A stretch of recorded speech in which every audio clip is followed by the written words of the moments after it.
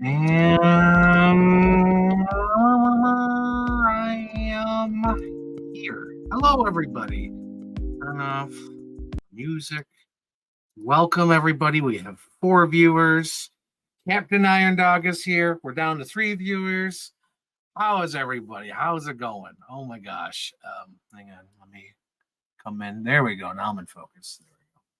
I guess it's a little bit difficult because all the lights going on in the background and whatnot. So for those who weren't in here last week for my Christmas episode, my mom got me this party pack first night in Buffalo so I could celebrate from my house. And I had so much time today. I was like, you know what? I could actually, prep for the show. So I have some things that hopefully work out. And then I tried the light that came with the box. That's a pretty decent little, party light. Hi, Amelia. Oh my gosh. Look at that. That's so awesome. Hello. And she's on Twitter. That's incredible. What do you call it? StreamYard just added that to their options. So now I can go live on Twitter, which I think is really awesome because that's that crowd that I've been wanting to get here and I haven't been able to. So now that StreamYard does that, it's like, yes, it's so cool. So, yep, I'm here. I'm going to celebrate New Year's with you guys. Probably do 90 minutes, 11 o'clock to probably 12:30, hopefully. Hopefully I can do that. Because there's no unboxing this week. Because I decided to save on the unboxing because my sister ordered me the Batman 4, Build a Mr. Freeze.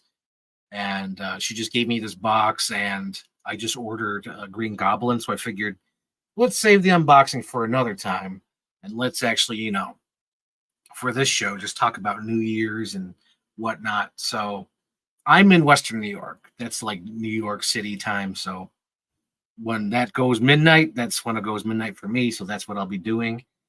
I did grab some glasses from the store. I had to cut holes out big enough for my eyes. I think this one's bigger than this one, which is hilarious because this one's a 0. So anyway, I have a special guest coming on. He's up. He's on his way. Hopefully he shows up. If he doesn't show up, that's okay. I'm sure he will, though. He's up. I got some props here. I got my little glass. I got different hats to try on. So I'm prepared. I'm ready. So with that being said, what can I talk about? Let's see. I'm drawing the blank, I guess, because I don't want to, go through the topics right away because I'm waiting for Luke, but it's okay. I guess I'll start with my favorite moments of 2023.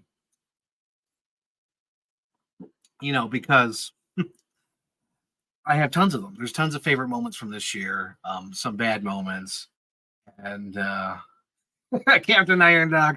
I wonder who could it be? Yes, he is the mystery man. The mystery man will be here at any moment, hopefully. But my favorite moments of this year, I just quickly wrote them down. First one I will say is meeting Michael Rosenbaum. That was one of the coolest things ever because earlier this year, I got into the show Talkville, his podcast. And it was funny because I had never watched Smallville. I'm not into Smallville. But I was like, what would be fun about Smallville?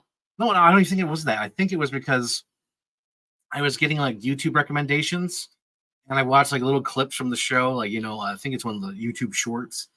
And it had the podcast of Talkville. And I was like, that's interesting. I like the idea of that. I've never watched the show Smallville, but I'll check out this podcast. And it was so fun to see Tom Welling and Michael Rosenbaum talk about the show they've been on. I don't know why. It just grabbed me. I like the whole idea of it. And it's like watching the show with them. You know, they just talk through the show clips, talk about what they liked about it, what they don't like about it. And I dug that. I really liked that. So I got into the podcast. Still didn't watch the show. I think I've only seen like maybe 3 or 4 episodes because I got the DVD box set and I started watching Talkville. And then when I met Michael Rosenbaum, oh my God, it was so cool because like literally for like a whole month, I binged Talkville, whatever episodes that they done. And I think I literally like finished all their episodes the week before I went to see him in Niagara Falls. And I got the t-shirt and I ordered that like a week out. I ordered it because I'm like, oh man, I'm going to meet him. How about I do like a theme for like the picture? How about I do like an outfit? Like I get the shirt that says Talkville. How about I do that? So I order the shirt and I'm crossing my fingers because like it's only a week. You know, it's like literally 7 days before the Comic-Con, you know, Niagara Falls Comic-Con. And I'm like, oh God, hopefully it shows up. And it showed up on like Wednesday. So it's like 4 days, maybe 5 days after I ordered it. And I was like, yes, I got the shirt. So I put on the shirt. And like the whole day was mostly about Kane Hodder for my Friday the 13th box. And then wearing the Talkville shirt. And I was like, oh my God.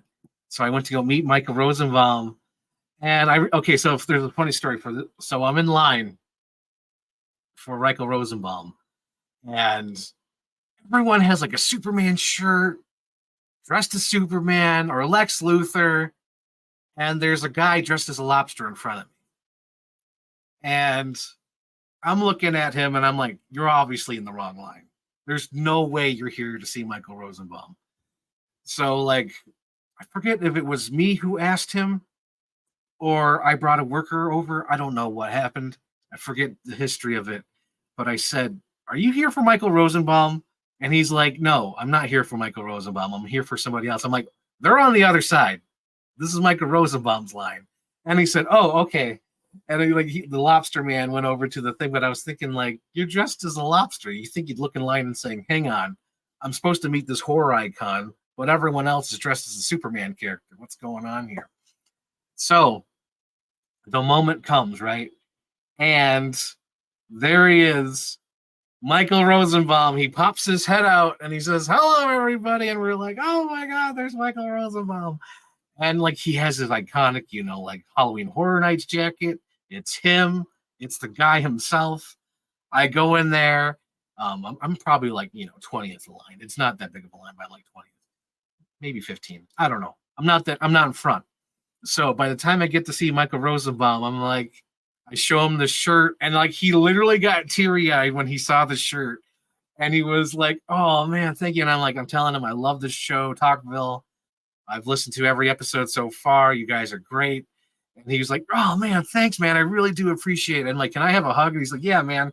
We hugged, we took the picture, and he said, like, I really do appreciate fans like you who watch the show and buy the merch, and you know, it keeps us going. And like he was like really appreciative. And I was like, oh my God, Rosie Rosenbaum. Because like that guy has affected me. Like his podcast, I love his show. And what do you call it? What did he do recently? He did something. I forgot. Oh man, what was it? Oh, that's the thing I was thinking of. They just left my head just as quick as they came into my brain. But he affected my show with Sarah, and that's how we do our ratings. We do the Rosenbaum, like 3 roses, or like 3 bombs, and like a heater. We do all that rating. What's your favorite scene and all that? It's great.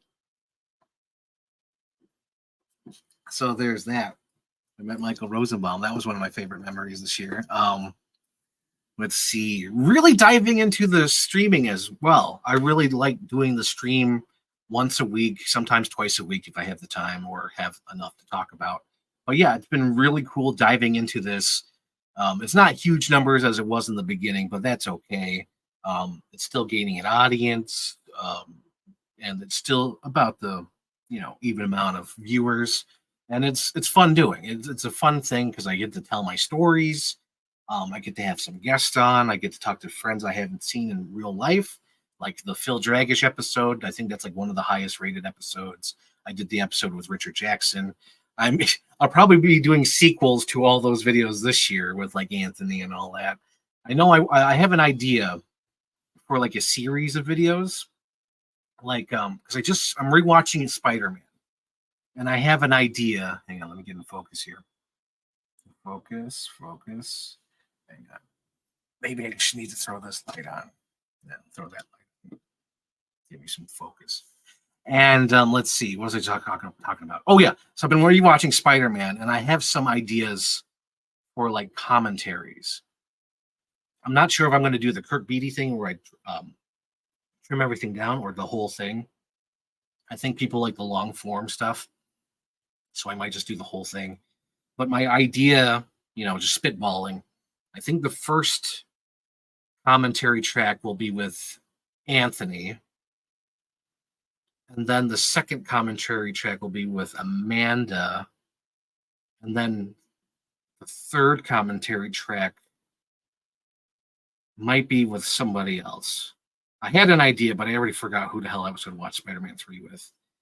And my idea for the fourth one, I'll pitch it to him when he gets on, but I want to do a fourth one with my friend, and it'll be about Spider-Man No Way Home, and it'll be so fun to watch it with him. But I'm trying to think of the third movie. I'm kind of thinking, I don't know if he watches the show, probably never watches the show, but maybe if I can get in contact with him and if we could line up our schedules, I would love to do Spider-Man 3 with Kirk Beatty. I think that's the idea. And I just see he logged on. So, ladies and gentlemen, boys and girls of all ages, we have one of my best guests of the year. And hopefully we do a lot more stuff in 2024. We have the one, the only. He's a lover. He's a father. He's a doctor. He's an author. And he's on X. Give your hands up. No, wait, not only that. I don't want to leave anything out. He's also on Threads. Here he comes, the one, the only, Michael Jordan. Welcome. Yes. I have just woken up voice. Happy almost New Year. Happy almost New Year. Is it New Year's over there already? Yes, 4 hours ago. 4 hours ago. Yes. 4 hours ago. I want to be sedated. I'm in the future, baby. The future. The future. Yes. So, how are you, Luke? Good. Fine evening. I'm good. I can hear the woken, like the freshly woken up voice. Yes. Luke is so woke. So woke. I'm so fucking woke. He's so woke. Oh shit! I said the F word already. Crap. That's okay. I've been on. I can't even tell because of my timers. It says 13 minutes. So 13 minutes. Okay, 13. Yeah, should be fine. But no, I'm good. I've, it's been a nice, mostly chilled holiday season, which has been nice, and yeah, pretty good. That's good. That's good. Also, recently, and I don't know how recent. Time's going so fast this year, but like, you're a doctor now. How's that? Yeah, that's true. Oh, I need to swap my headphones around. Yeah, that happened. When did that happen? November. Beginning of November, I finished my PhD and passed without corrections, which apparently is like super rare. And I was not expecting that. So basically, what you do when you pass a PhD, you got to do a thing called a viva, which is where you have to defend your work to like 3 or 4 different academics, like a panel, and you got to basically, and it's really. It's quite nerve-wracking because you're like, oh man, these people might hate everything I've done. That's so cool. You're like Dr. Strange seeing Xavier and John Krasinski and Peggy Carter. Exactly like that. And so it was like a 3-hour process. And then afterwards, I was totally expecting corrections, 6 months worth of probably corrections. And they're like, well, we're going to give you a pass without corrections. I was like, holy shit. Because apparently that's like super rare, and I didn't think I was going to achieve that. So that was a really nice end of 2023 for sure. That made me happy. That's good. That's awesome. I love that for you. So, with that being said, how was your Christmas? How'd that go? Oh, Christmas was fun-ish. Christmas was fun-ish. So, you have your family Christmases, don't you? And sometimes they can be chaotic. And yeah, we had Christmas at my wife's brother's house, and it was a total day of chaos. So I really enjoyed Christmas Eve. And I really enjoyed Boxing Day, because those were kind of at home and they were chilled. And see, I like some ceremony to my Christmas, right? I like a bit of ceremony where you do a bit of waking up, you do some gifts, maybe you don't open them all at once, maybe you do, but a little bit of ceremony where you have some time allocated to different things. Whereas once we got to the my brother-in-law's house, it was just flat out chaos for like 12 hours.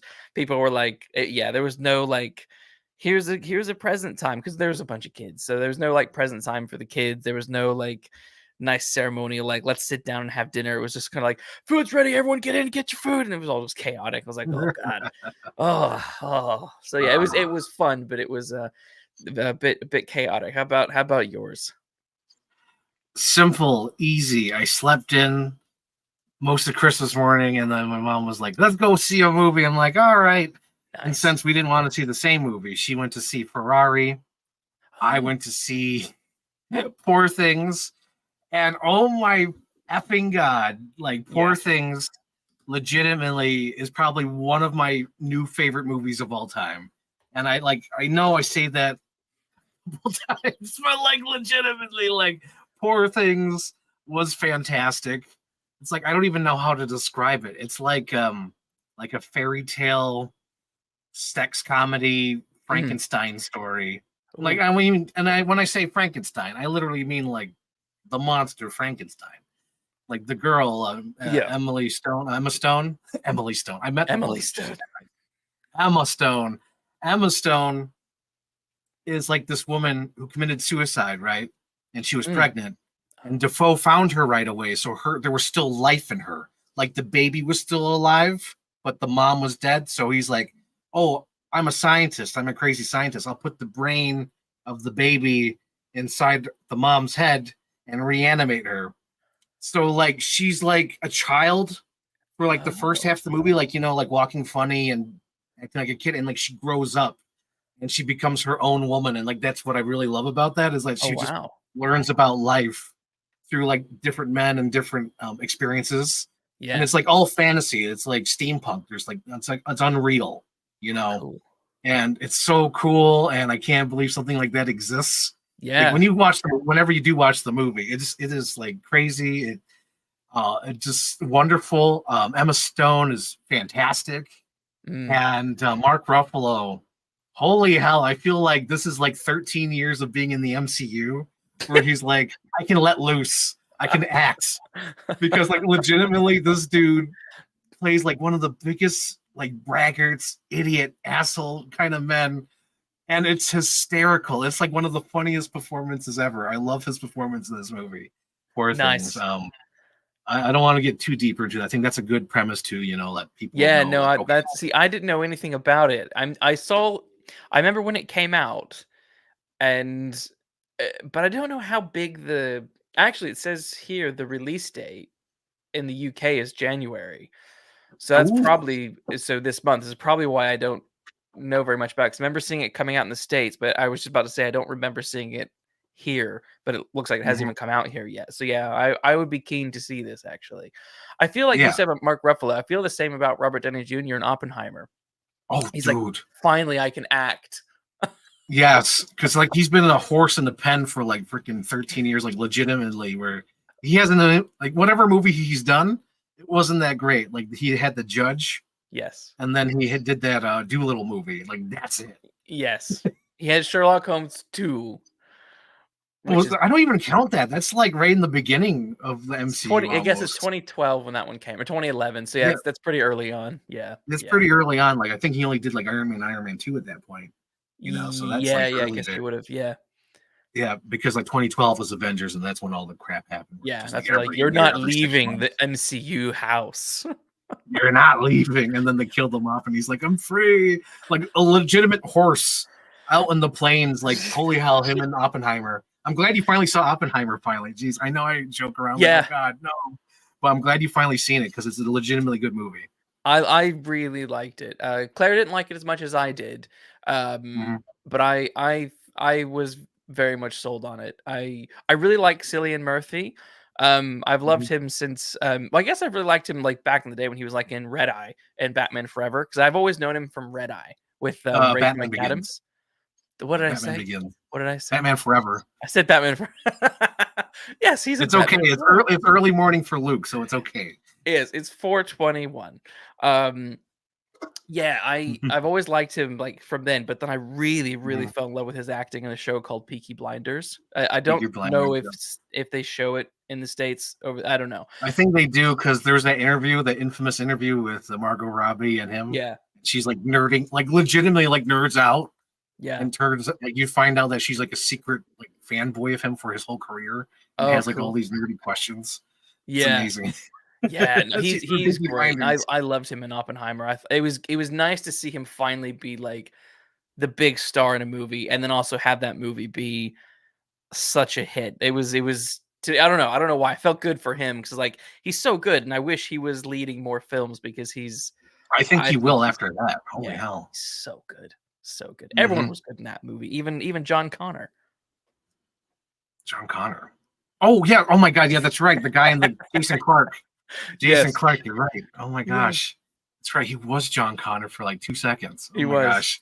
What I've always found interesting with Chris Nolan movies is he will take people that I'm like, you're gonna put them in your movie? And then like he makes them not that Jason Clark isn't good. That was a joke. I think he's a good actor mostly. Oh, but he's a great actor. Just like he just got booked. He had a bad management or something. Yeah.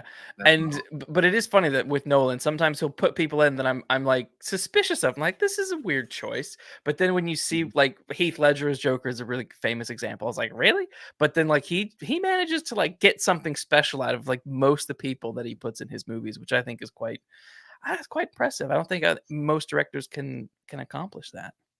I think you're right. I think you're right with him. Like he'll do things that are different. Another example where he put somebody in a different role than they're normally. So I just watched an interview and I was like, oh shit, that makes sense. But like it was a Gary Oldman, and he went in to audition. I think they were going to audition him for Scarecrow or maybe Ra's al Ghul. Right. And then someone in the room, I forgot who, is either his wife, a producer, casting, said, how about Jim Gordon?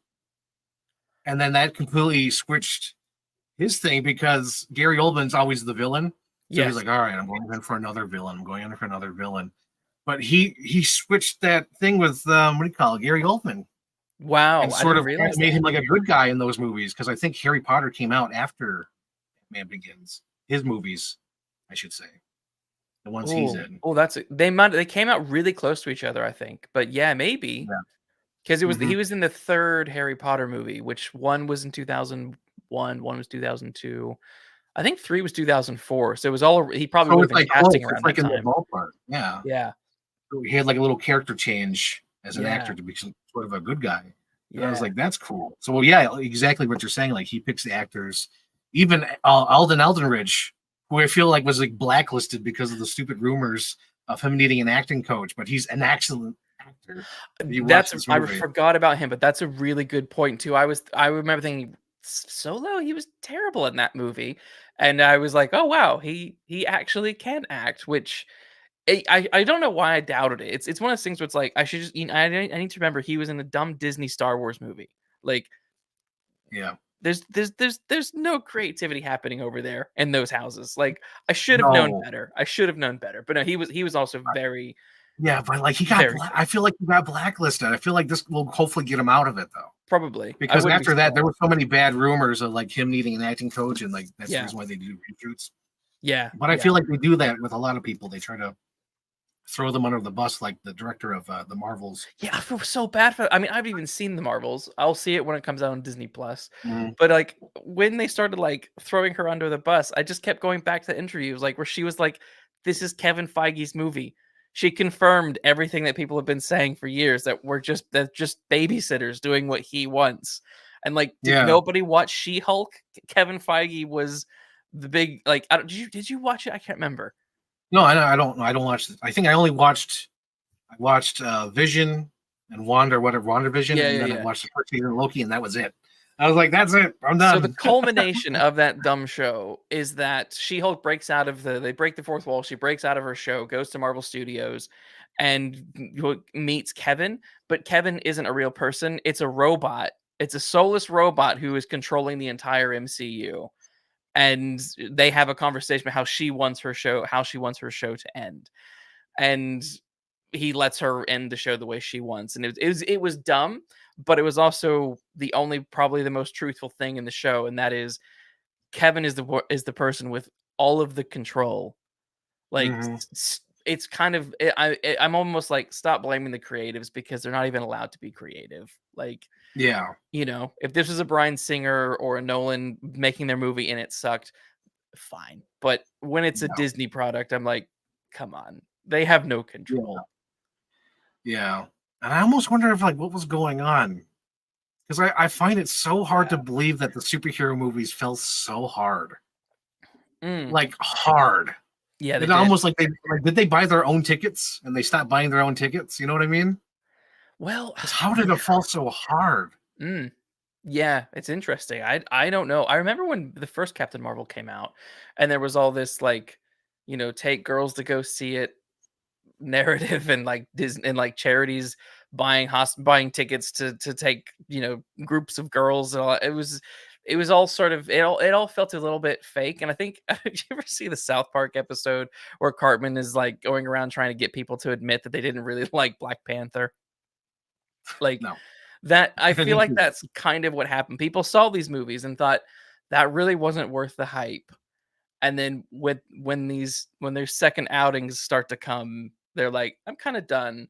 But also, like, Endgame really was the end. Spider-Man No Way Home was a happy accident. I think if Toby and Mhm. Andrew hadn't been in that movie, even the third Did you and see those Netflix numbers? Holy shit, speaking of Toby. I've always been a You know- Toby fan. I've always been praising Toby. Where is he? There he is. Yeah. Little When I Toby right saw those there. numbers, I was like, holy shit, they just want a Spider-Man 4. They Oh don't yeah. give a shit. Nope. That's it. Because like when I saw those Netflix numbers within only 6 months, it's like 500 million views just for those movies. I was like, holy shit, in just 6 months? Yes. Yeah. And like it's not even counting the other Spider-Man, it's just counting those first three Tobey Maguire ones. I was like, holy shit. Yeah. So I Yeah. think that's one of the reasons why I've been rewatching them recently. I was like, yes. Yeah. Anytime someone's like, Tobey Maguire was not a good Spider-Man, I'm like, as You're you made insane. the comment on Twitter, you were like, this was our generation's Superman 78. And it's like, he is Spider-Man. Like, I grew up with the cartoon, the 90s cartoon, which was fantastic. And Mhm. that movie was a perfect Spider-Man on the big screen. Sam It just Raimi's is. first two movies just knock it out of the park. They're I incredible. find it so great because I was rewatching it because it's been a while. There's a part in the movie where I was like, "Oh my god, that's so like a comic book and so corny," but it means it in the good way. Mm. And it's the scene when like he punches the Green Goblin's glider and the glider starts going off and he says, "We'll meet again, Yeah. Spider-Man." And I'm like, "Oh my god, that is like perfect." And Yeah. it's not making fun of it. Nope. That is like legitimately of that world. Because I feel like they would like have some sort of line, like the MCU days now, they'd have some sort of joke. Like, Oh yeah, yeah. right. Yes. We're like, Yeah. how corny. They would make fun of that moment. But like Yes. they did it so earnestly of we'll meet again, Spider-Man. Yes. It was Yeah. so good. I love that Oh bit. my I gosh. know that bit, and I've always found it cheesy, but in the most like endearing way. It's Yeah, it's so oh, good. I So might have good. to rewatch those. Might be the first films I watch in 2024 because I love them so much. They're so good. They're so good. And like I had like I'm watching them out of order. So I watched 2 first, Ah, and then I watched No Way Home, and then I watched 1. So I'm going to end my watching with 3. yes. And I was saying I began this podcast where I was like, okay, I think I want to do commentary tracks because I watch those movies and like I can talk about all these movies and what's good Yes. about them. But like I think the first one I want to do with Anthony. Yes. Second one I want to do with Amanda on Twitter. Yes. Third one maybe Kirk Beatty. I don't know. Kirk There Beatty you go. is like he's like secretive. He only does certain projects. But the funny thing I want to do, No Way Home with you. Oh God. Okay, I'll So do we it. can just gush about Toby I and can do Andrew and how much we love them Yes. and how they're together. And how they literally save that movie. Like all the Raimi characters, even the freaking amazing characters like Electro and even Lizard to a certain extent, like they save that movie so hard. They really do. It was And that movie was baffling. And there was a moment that was on both our bingo cards. Oh yes. And they were like, they're never going to do it. And they did it. And it's the scene, a spoiler alert for the commentary track, but it's the scene when Andrew saves Mary Jane. Yes. That was both on our bingo cards. And we were so happy when it happened. Yes. That was it was after that movie that I thought, oh man, I want a proper Spider-Man 4. But then I was like, I would like Andrew to have one more go and have a good Spider-Man movie. Because his first one is mid-level, and it's mid because it's a remake of the first Spider-Man movie, but just not as good, but still kind of endearing. It's decent. Then 2 is just complete. I can't stomach 2. That was written by one of the worst writers in Hollywood. I can't. That was shocking to me. I was that's 2 is oof. But like the thing is, it's like I still love the Andrew. I love Spider-Man. He is both him and Toby were very good and different, nicely different in their Peter Parkers and Spider-Man. He's definitely. I mean, I got his action figure over there, so I like him. I like him. I have to wait for those action figures. I just ordered my Green Goblin. Why did you have to wait? Have they been like? Why did you have to wait? Oh, because like I'm not a pre-order person. Because pre-orders are like, we'll take it out when the action figure ships, and I'm like, I'm not that good. Right. I'm not that good with my budget. It's I want to buy them when I buy them. Right. You know what I mean? It's not like NECA, because NECA's like, we'll take the money right away. This is like a pre-order. Like, yes, take the money. Take it. But it's like with Spider-Man, it's like, no. Yeah. Like I gotta make sure, there's that amount of money in there at whatever time, because they'll ship it whenever it gets in. Yeah. Because I wanted to pre-order them. I went to pre-order them, but they were all out of stock on the Hasbro UK website. So I had to buy them all secondhand. So I Dr. Ock is coming soon. But I had to get him secondhand because I'll have to get him secondhand too. I think he's still on pre-order on Big Bad Toy Store, but like I know when he goes online, when he goes like in stock, he'll be like gone. Yeah, because he's sold out everywhere I've checked. So I'm like, I'll either have to give him secondhand or like be there when he's on Big Bad Toy Store when he gets in stock. The thing with Big Bad, which I like them, but it's because of international shipping and stuff. It's sometimes easier to find it secondhand through a decent seller off of eBay, which is what I do. And I've only been screwed over one time on eBay. So yeah, but most of the time, it's like 90% of it's been absolutely fine. Yeah. It's just I think I've been screwed once on eBay. And I've been like, never again. I forget what movie I just watched where they were like, never again, and it made me laugh. But like that one time I got screwed over, I'm like, I can't do that anymore. Yeah, that's because it completely sucked. Because when I got it, I was like, I know this is a bootleg, but it's close enough to what I want. But it still gave me the ick. And I was like, no, I can't do this. I did it once where it was when I was naive in my toy purchasing days. I really wanted the Nika Ninja Turtles, and I got them off of Wish.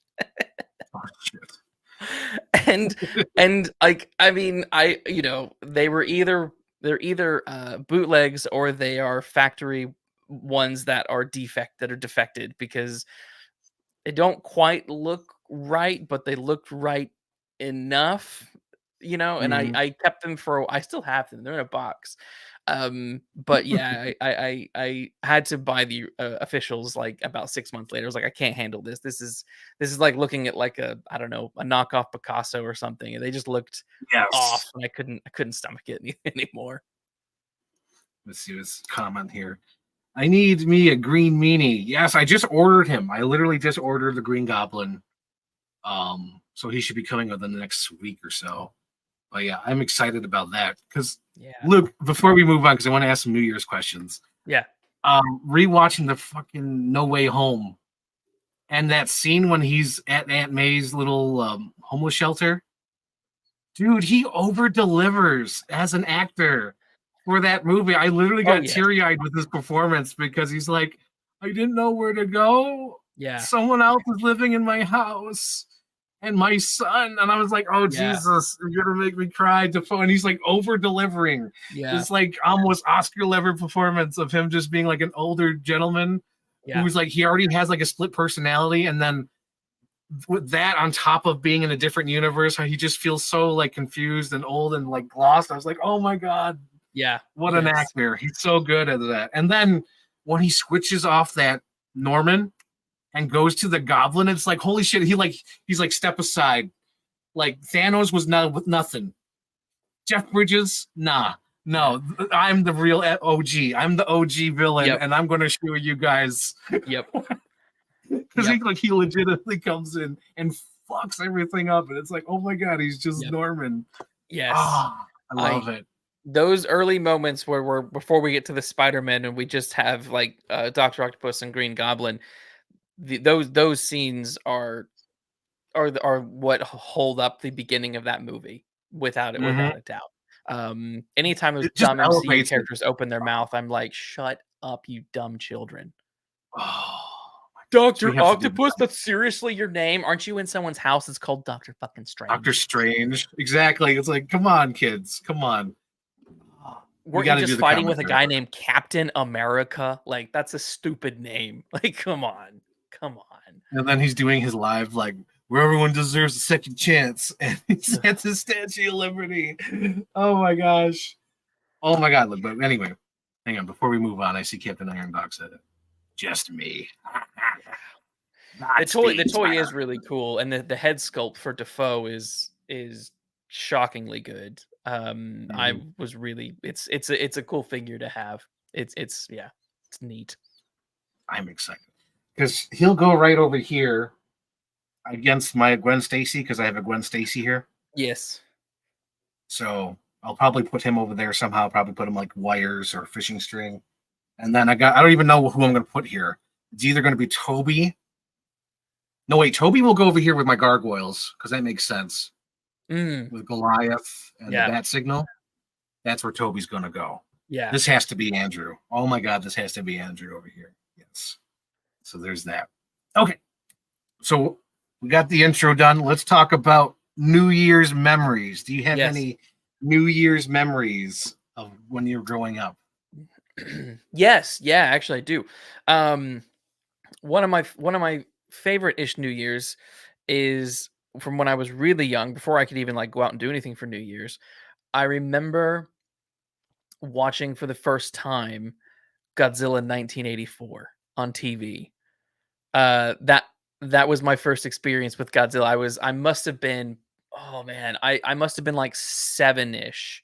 My sister was like next door at a New Year's Eve party, so I was just hanging out at home with my parents. Like, oh, this guy, and they knew I love Godzilla, so we watched this Godzilla movie, and I just fell in love with that movie. Like, holy goodness. 1984 has that specific look too. Yeah.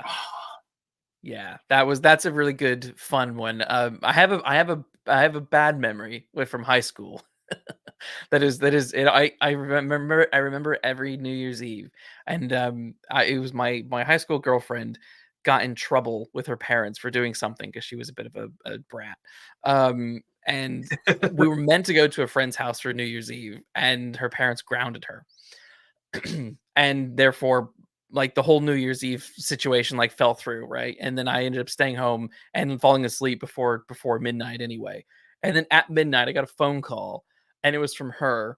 And her parents were at the party that we were meant to go to. Her parents had changed their minds and said she could go with them to this party. And then like no one ever, and then like they never told me. So the only person who actually got punished for her being a brat was me, because I didn't get to go to the party that we were meant to go to in the first place. Oh man, son of a bee. Son of a bee. Oh my gosh. Yeah. What about you? See, What's yours? my favorite, or not favorite, but like New Year's memories. One of them, I'll talk about this one. So I believe it was the big one. It was from 1999 to 2000. Right. The Yes. Y2K. Yeah. So I think so. Me and my mom, we went grocery shopping. What an Got all the anticlimax. things we needed. At least to live for a week or whatever. So we got grocery shopping, and I think she filled the tub. I'm not sure, but I'm pretty sure she filled the tub with water just in case anything happened. Yeah. So, it's New Year's, and like I didn't give a fuck. I'm a kid. I'm a child. I don't even fully understand this Y2K thing. So I go to sleep, and New Year's happens, and like I wake up for like a little bit of drowsy eye, like what? Yeah. Watching the TV, and then I go back to sleep, and my mom stays up because she wants to see what happens if anything happens. Yeah. And then, like maybe 30 minutes later, maybe an hour later, I forget what time, but she wakes me up again and says, "Hey, Frank, RoboCop is on." And mind you, I've never seen RoboCop. Oh. So she's just like, "Frank, you need to watch the movie. It's RoboCop." And I think I did wake up to watch RoboCop, but that was my first experience watching RoboCop was on New Year's Eve, New Year's Day, when she was like, "Hey, Frank, RoboCop." RoboCop. I love that. I love That's that. awesome. So that's the first one. The second one I'm going to get into because it just reminded me of the other day on Twitter. So I don't even know where to begin. Should I start with Twitter or should I start with the story? Go with the story. Just go in. Story. Okay. So like, this is probably 2002. Again, I still don't care about New Year's. So we have a hotel room. I stay in the hotel room and she goes celebrates with her friend, our family friend, Randy. And I stay in the hotel room and I'm flipping through the channels and I see Catch Me If You Can. And I'm like, oh, God damn, Catch Me If You Can. Let me watch this. And I think it was like, no commercial break. So it must have been like on Showtime or something. I don't know. Yeah. And I'm watching the movie and like, through this movie, I'm like getting emotional and crying like, oh my God. And then the part, I've always tweeted about this. I have put it online several times, but the part that always gets me is the part when he runs home. He goes to the window and he sees that little girl. And he's like, "Where's your mom? Where's mommy?" And then she points, and it's his mom. And he's like, "Oh shit!" And then there's James Brolin. She's moved on. He's been trying so hard to save up money, or save up money. That's his excuse. Yeah. To bring the family together. Yeah. And she's completely moved on, not giving any fucks about the dad passing away, not giving any fucks about her son who ran away. And all the cops pull up, and he's just like, "Get me out of here." And like I'm crying in the hotel room watching Catch Me If You Can. And at that time, I think I did the math. I was 11 years old at that time. Right. I believe 11 or 12. We'll go with that. So someone on Twitter said, "I always thought Catch Me If You Can was a fun cat and the mouse movie. It wasn't until I got older that I realized how sad it was." And I was like, "Bro, what planet are you on? Like, what the hell?" And he says, "Well, I saw it when I was 17. I was like, "I was 11 or 12, whatever." Like, it's like, I fully understood how sad that movie is. Yeah. It's like even the Tom Hanks character is sad because that dude is like working on Christmas. He has no family and they keep changing his partners because they don't care about this case. And it's almost like a surrogate father kind of thing. Yes. And whenever he meets his real dad, Christopher Walken, like that dad doesn't even listen to him. He doesn't even care about what Leo DiCaprio is saying. He just wants to talk about how, like, you're getting the best of them. Where are you going next, Frank? Where are you going next, Frank? And it's just like, oh, fuck. Yeah. It's so sad. And like, it just cracked me up that he's like, "I thought it was a fun and cat mouse." I'm like, what? Nope. You must ignore everything else and just remember the freaking Jennifer Gardner scene. Right. Good Lord. Oh man, but like, yeah, those are my two memories, and it's like watching a movie on New Year's. I like those. I don't know if I have any other film memories for New Year's. No. I do have one more story. And it was like when I was younger. So I went to the Buffalo First Night. I think that's what it's called. First Night Buffalo. I went to that when I was younger, and it was at the Buffalo Convention Center, and they had all these cool things. I kind of told the story on Christmas, but just in case no one saw that episode, they had like this cool first night Buffalo, and they had like a little train ride, and they had some like fun activities. I picked up some Anastasia coloring books, so this would make it 97, 98. Yep. And then there I see Fox 29. There's like this guy who hosts like a little kid, like he was like the host of like the shows, like, you Right. watch Saturday morning cartoons or whatever, and he had like a live action host. And I saw him there, and I was like, oh my God, it's that guy. And like, he didn't say hi. He just gave me that look like he's like, don't bother me. I'm trying to do like this segment. And as a kid, I was like, oh, but it stuck with me forever. And then since it was like New Year's, we went to see the ball drop. And then I think we went to see like this musical guest like down the street because we heard like, yeah, there's a musical thing. And like right at this age, I'm probably like 6, 7, 8, like young, single digits. Mm. And we go to see Leron Zydeco. It's like this local like New Orleans kind of band. Okay. And Zydeco stuff, like Rudy now, and they play like the spoons, and it was Cool. so fun. That's one of my earliest New Year's memories, and I like that, but like I don't like going out on New Year's. I just don't. No. I think that was like my last one. I tried once. Only once once I moved to London, did I try to do New Year's in central London. I didn't even make it to midnight. I was like, this is too much. I want to go home. And we were standing in Trafalgar Square. It was pouring, not pouring, but it was drizzling on and off.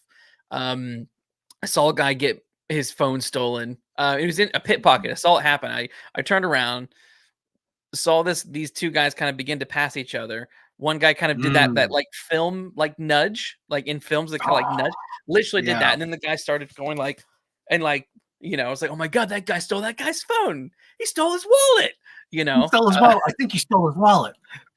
It was, and then I was like, you know what? Screw this. I just want to go home now before the chaos. Like, I'll watch the fireworks on the television. That is fine. I don't mind going to someone's house if it's like locally or something like that, but I don't really necessarily care to like do big New Year's Eve stuff anymore, at least. Yeah, totally. Because it's just cold, right? Like, because like whenever I did it in Buffalo, I think there's like a couple times where in my teens where I went to Buffalo, but all I just remember was just cold. Yes. Just cold, and you're just waiting for this ball to drop. Yes. And after the ball drops, like, let's get the hell out of here. I want to go home. Yes. I've always said, unless someone like has an inside connection, like I'll never do New Year's in London again. Like, but someone has to like have an office that overlooks the Thames, and I've been invited to that, and I can be inside and chill with a small number of people. That is the only way I'll ever do it in there. Otherwise, I'll do it at home or, you know, someone locally. That's it for me. But I kind of like doing it at home, you know, like doing a film, having some, I don't know, maybe a bit of sparkly something or the other, but I don't really care to go big. Yeah, don't go big. Don't go big. Just Christmas is home. big enough. Christmas is the big one, right? Like that's the thing. It's like for me, it's like you do Halloween, which is tired, big and exhausting, and then you do Christmas, which is big and exhausting. And I'm totally fine for New Year's to be chillaxed. You know, it's almost like the finish line. New Year's. Yes. It's like sit back, relax. Christmas is over. Thanksgiving is over. Halloween is over. Yes. I don't have anything to do until Valentine's Day. Oh, I don't do Valentine's Day. We don't do that. We don't do that in our house. We don't do that here. We don't want weeds in our bed.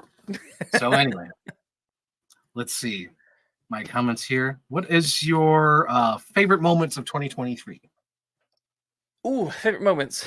The sentimental moments would be getting married, and having a baby. Our daughter was born in May, so that was quite a moment. Yeah, so I think my three big moments. Yeah, we had a really nice wedding in January, so that's a year at the end of this month, and then Lana was born in May, which was, you know, a huge deal, and she's been a lot of fun. And yeah, she's kind of at that age now where she's got way more personality, so she's She loves to interact and rather than just like be a blob who just sort of sits there. Mhm. But she's tiring as hell. And then the third one would be finishing the PhD. Those are three big memories for me for 2023. But I had a lot of nice little fun moments. Like I think doing the podcasts and being able to chat with so many people has also been Mhm. really, really fun. Because what I didn't tell anyone was I basically started the podcast because I wanted to gain more experience just riffing with people because I Mhm. knew that's what the Viva would be like. So it was like there was kind of like a backdoor way of practicing just talking about and discussing things in Yes. preparation for that, which I think worked in my favor. But I had a lot of fun because obviously you came on the show loads. I love that Indiana Jones episode, the Flash episode we did was Mhm. fun. Like all that kind of stuff. Those were really fun times as well throughout the year. But yeah, those are maybe my highlights. But what are yours? Let's see. I'll stick to two because I think we're about like 9 minutes away from midnight. 10. Yeah, yeah, Woo! yeah. First one, I've told the story extensively on another podcast episode, but like beating the Screamcast at Steel City Con, Yeah. that was incredible. Yeah. And then like it's like I got emotional afterwards because like when you meet them, it's like you're still like at least for me, I don't fall Yeah. into the emotion. I fall into like the business, like I'm meeting somebody, Yeah. you know, keep it together. But Yeah. like afterwards is like when I cried. Like I remember I did the Yeah. show and when I talked about Rose McGowan, like I just broke down on the show. I was like, oh Jesus. I didn't Yeah. know it affected me that much. Because Yeah. at the moment it was, just quick, but like afterwards, it's like, fuck, I met Rose McGowan, like one Yeah. of my favorite people ever. And Dewey, oh my God, fucking Christ, Dewey. Like I love Scream too. So like meeting him was like, oh, Yeah. and like the Alec Baldwin one, holy shit, Alec Baldwin. Oh, that's insane to me. Jack Ryan, I was able to say, dude, you're my favorite Jack Ryan. I didn't say dude. I was like, Yeah. you're my favorite Jack Ryan. And he was like, thank you very much. And then Oh. being able to help him during the Q&A, Yes. remembering Untouchables, that was like, I'm like, oh my God, I was born for this. This day right here, this moment, I was born for this. Oh my gosh. So there's that. And then sentimental is that I finally met my nephews because they were all so young whenever I saw them. So it didn't really count because they're just too young. They probably won't remember it. I finally met my nephews and dude, they are so smart. It is ridiculous. Like they're only 8 years old, but like they say some fucking smart ass funny shit. Like there was a good example where they told me a story about how they told one of them to wash the dishes. Yeah. And then like 40 minutes later to an hour, they're like, he's not done doing the dishes. They go in there to upset him and he says, well, excuse me. So he calls his father, sir. He's like, well, excuse me, sir. You didn't tell me there was a time limit doing these dishes. And I'm going to take my time. Something along those lines. And I thought that story was hilarious. That is and brilliant. Then the other one, like, because they're twins. They're two 8-year-old twins. And they're geniuses. Right. And one of them said, like, what's your favorite food? Like, or what's better than pizza? And I said cheeseburgers because I love cheeseburgers. Yeah, and he says, I could agree with you, but I won't. And I was like, this kid's got to grow up to be like a politician, probably a lawyer. Holy crap. And then they were talking to each other, the twins, because they're playing Pokemon Go. And one of them said, how do you spell coughing? And he says, when were you born? Yesterday? And I was just like, holy smokes, they're talking like this and they're like only 8. Meanwhile, there's like another kid at the table who keeps making this one joke, and she's probably like a few years younger than them. And I'm like, they're on another level. Yes. And it's amazing because their mom is exactly like that. My sister is exactly like that. And she talks to them like that. So that's where they get it from. And they're quick, Luke. They said something like I was too slow to write down, but they were quick, like right top of their heads. I'm like, damn, and they're only 8. Yeah. So that's just incredible. But yeah, I loved meeting my nephews. Oh, that sounds awesome. Sweet. Yes. Yeah, I do love kids like that are like really like sharp and witty and like can throw in some zingers. Like those are some of my favorite kids. They make me laugh. Oh, they make me laugh. They're hilarious. I can only hope that Lana is like that a little bit because I was a smart ass when I was a kid. So I'm like, oh, I want you to be a bit like. I think my advice for that is don't talk to them in baby talk. No, talk sentences. Talk to them like they're an adult. Yeah, because that's exactly what happened to my nephews. Yep, and they're way ahead of their peers. I actually think they're a grade ahead because they're just just talk to him like adult. Totally agree. But yeah, Totally. I do have another story. Maybe I'll do it off air, but I'll talk about something else. Where I was like, oh, okay, there was a huge difference between these two families, and that's what it Right. was. Captain Iron Dog says John Williams came out of retirement because Dial of Destiny. I'm pretty sure he probably got the DVD because it literally just went on DVD like a few weeks ago, and then he says, "I am out of retirement. I'm not gonna retire." Yeah. Claire wanted to watch it, so I rewatched it with her on Disney because it was out. Because she doesn't see all these films with me, but then when they come out, she's heard me talk about them so much she wants to see what the fuss was. It's worse on sec. For me, it was so much worse on second viewing. That film is so sad. Oh, that's terrible. Oh, It is. but yeah, he must have saw it and said that can't be my last movie. I He have must- to do a score for something. Else I can't yes. do it. Give me something. Oh Give my me something, gosh. guys. That's hilarious. Oh my lord. So right now I'm going to quickly look up this ball drop because the thing I had on is not showing it. So I'm kind of terrified. I've only got like 4 minutes. Bees, sons of bees. 4 minutes. Maybe I gotta fake it. But I don't wanna. I don't wanna. I don't wanna. There's got to be something out there that's gonna let you show it. Right? Gotta be something. I'm hoping they're live on their YouTube and it's not there. Get hands. Okay. What else we got? What else we got?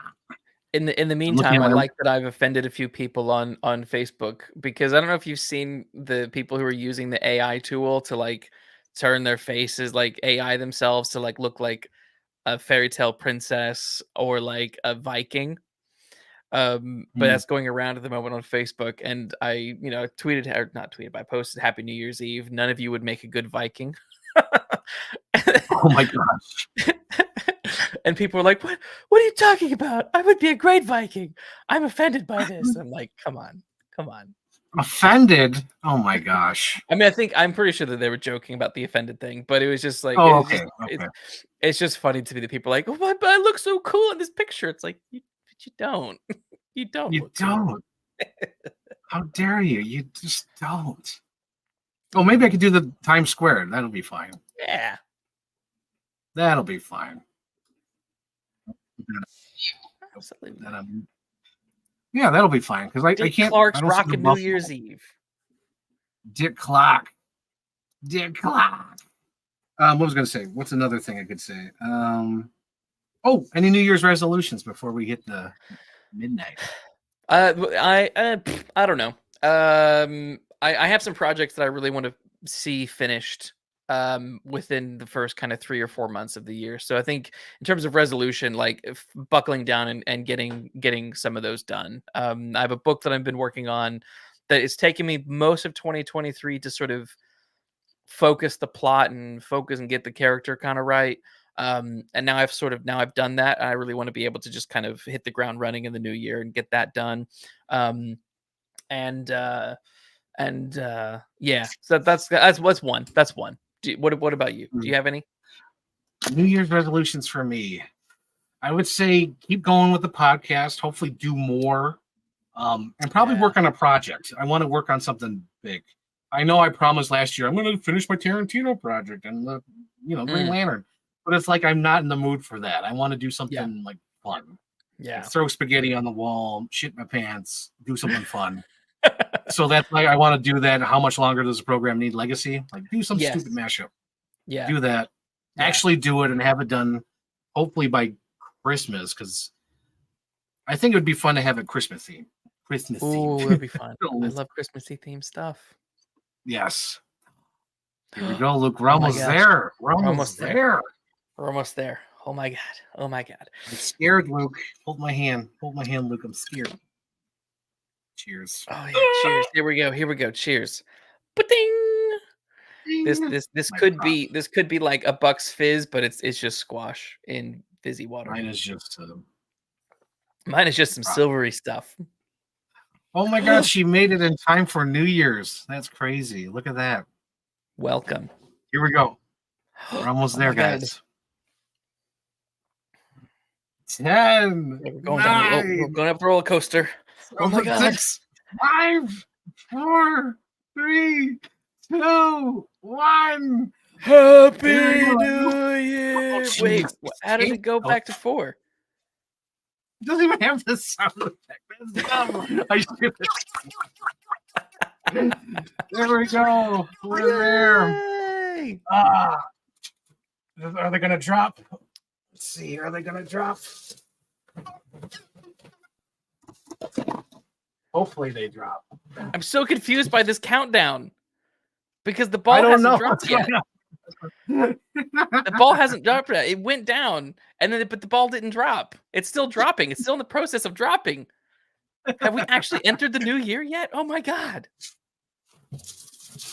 We've Oh my entered god! the You new did, year, like, Luke. balloons and everything. Amazing. We did. We entered the new year, Luke. Oh no, We made it's not on the tape. Oh no! At least the ceiling panel didn't fall apart. That's good. I love the production value. The production is amazing. It's fantastic. It's mind blowing. It's mind blowing. So, Luke, since you were here for the beginning and the Christmas show, my mom got me this the first night Buffalo party pack. Right. So it gave me like this thing where it's like put it on the ceiling and then pull it. I was like, oh God, because I like set this up at like 5 p.m. So I'm like, hopefully it stays up there. And luckily it did. It did. I feel like I was at a huge concert in a stadium where just all the confetti and balloons just shot off. Like I was seeing I don't know, Kings. What's I don't know, a big band. I can't remember the name. I had a band in my head, and the Queens of the Stone Age. That's what I was gonna say. But I almost said Kings of the Stone Age. The Pop-Tart sacrifice. See, I don't know anything about this. This hasn't reached. I've only seen people talking about it, but I don't know what the Pop-Tart sacrifice thing is. It's not reached jolly old UK clearly yet. I don't think, or at least me. Hang on. Let's see. Where do I start with that? I think because I saw it afterwards, I had to look it up. But there was like this football game apparently in the hometown of, I believe, the person who's the Jewish Jessica. I believe it's Jessica. Hopefully I got the name right. And they had this football game there, and I believe it was good halftime or like some giant big, sponsorship. Right. There's a big giant sponsorship, and they pull this truck out there, and it's a Pop-Tart, right? Yeah. And he's on top, and he's like dancing, and then he holds the sign that says, "My dream's coming true," and he gets lowered into a toaster, and he throws the sign out, and it's clearly a guy because, like, Captain Iron Dog shared this picture. I'm like, holy shit, his legs, and he's like, yeah, he doesn't skip leg day, so he's like got these muscular legs. And he's going into this toaster. He throws the sign up. The top of the toaster closes up. And on the side of the toaster, this door opens up. And all these people are there. And an edible giant toaster man comes out. And they just start picking at it and eating it.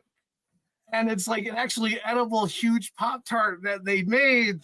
And oh my they gosh. just start eating it. And it's so funny. All that's left is the freaking eyeball of this toaster, and it's hilarious. And like people are like disgusted by it, but like everyone's so happy about it because everyone started posting about it. Like, don't you complain about it? Every Pop-Tart's dream is about getting eaten, and he got eaten. That's hilarious. Okay, I'll have to find the video now because that sounds insane. Yes. Oh my god, it is. It's amazing, Luke. Where he's up there. He's so happy, and it's like, oh, like I hope they do more of this character, honestly. Because this is like runaway meme material. Like you don't just do something like this and not follow up. Oh, because like fun. this is like Left Shark. When there was a dancing Left Shark who didn't know what he was doing.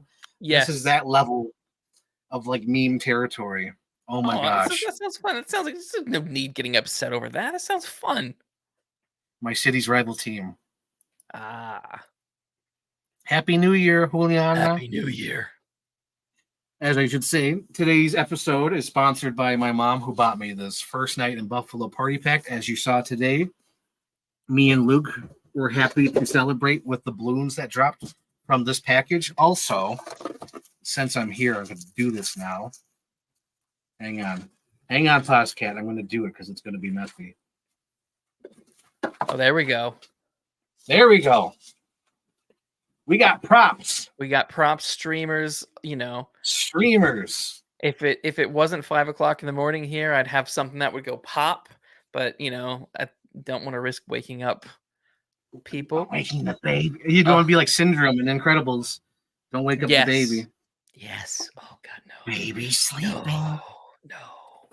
So do you have like films you're excited about for 2024? Do you get excited about films in that length of like in that advanced notice? I used to. I've been falling out of it just because I'm like, because they'll change the date or they'll cancel it and put it on streaming. A huge example of that was back in the day when I did the show with Paige, PNF at the movies. We were so, I'm going to swear, fucking excited about this movie, this horror movie called Polaroid, where these teenager kids found this Polaroid camera. Yeah. And like weird shit would happen and it was haunted. Yeah. They showed that trailer before every fucking movie. We were excited. We wanted to see it. Luke, they never released the movie in the theater. It went straight to DVD, and they showed that fucking trailer for months. Right. And that's one of the reasons why I'm like, I don't know why. I have no idea why. Apparently it was good. I haven't seen it. I own it because when it came on DVD, I'm like, I got to get this. But like, I haven't seen it yet. But like, that's one of those movies where it's like, I was excited about it and you canceled it.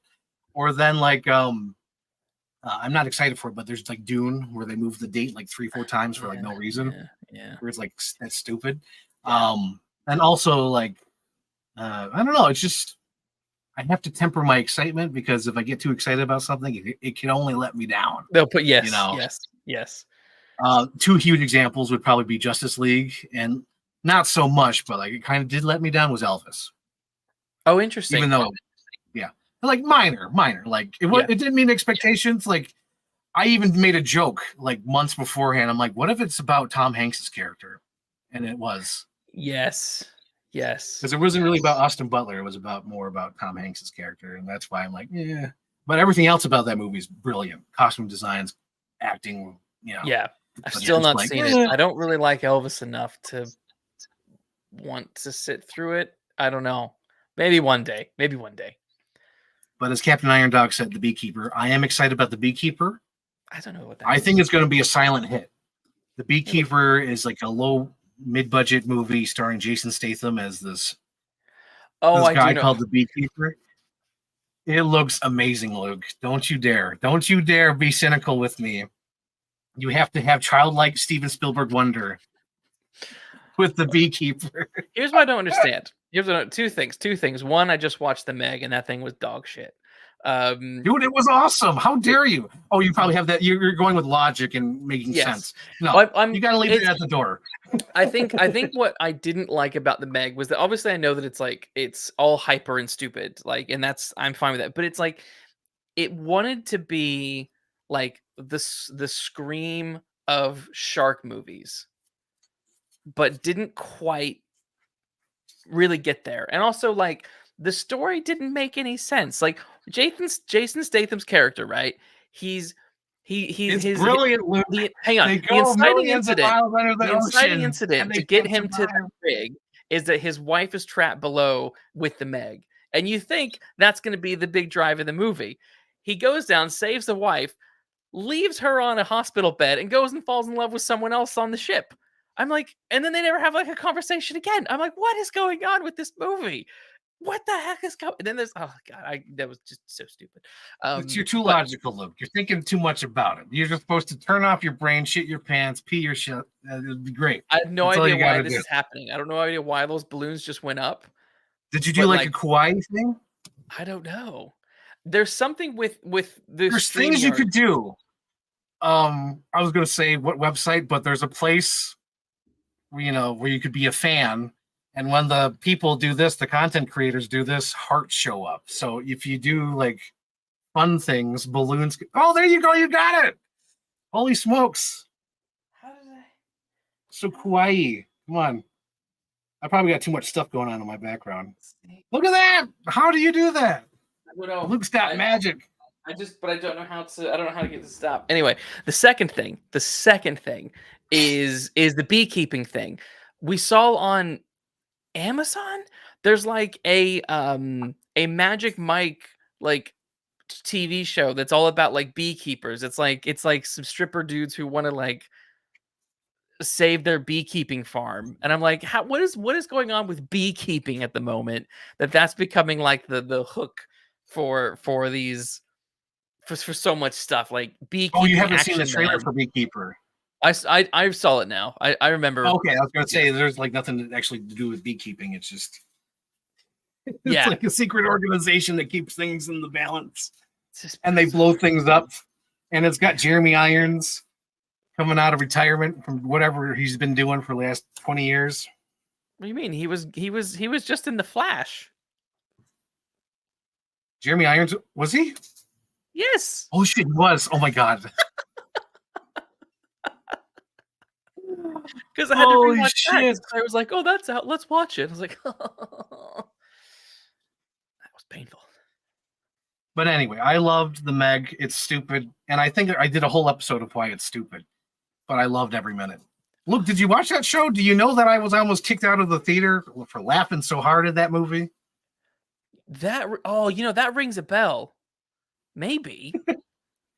You probably watched because there was also the Ninja Turtles episode because we did a double feature that day. We saw Ninja Turtles and the Meg. Yes. I mean, I think what irked me was not necessarily the film, because I knew the film was going to be like low tier, but a friend of mine was adamant that the Meg was a better movie than Jaws. Whoa. And I was like, no. you are insane. I was like, there's no way. No. No way. No. I love that, Captain.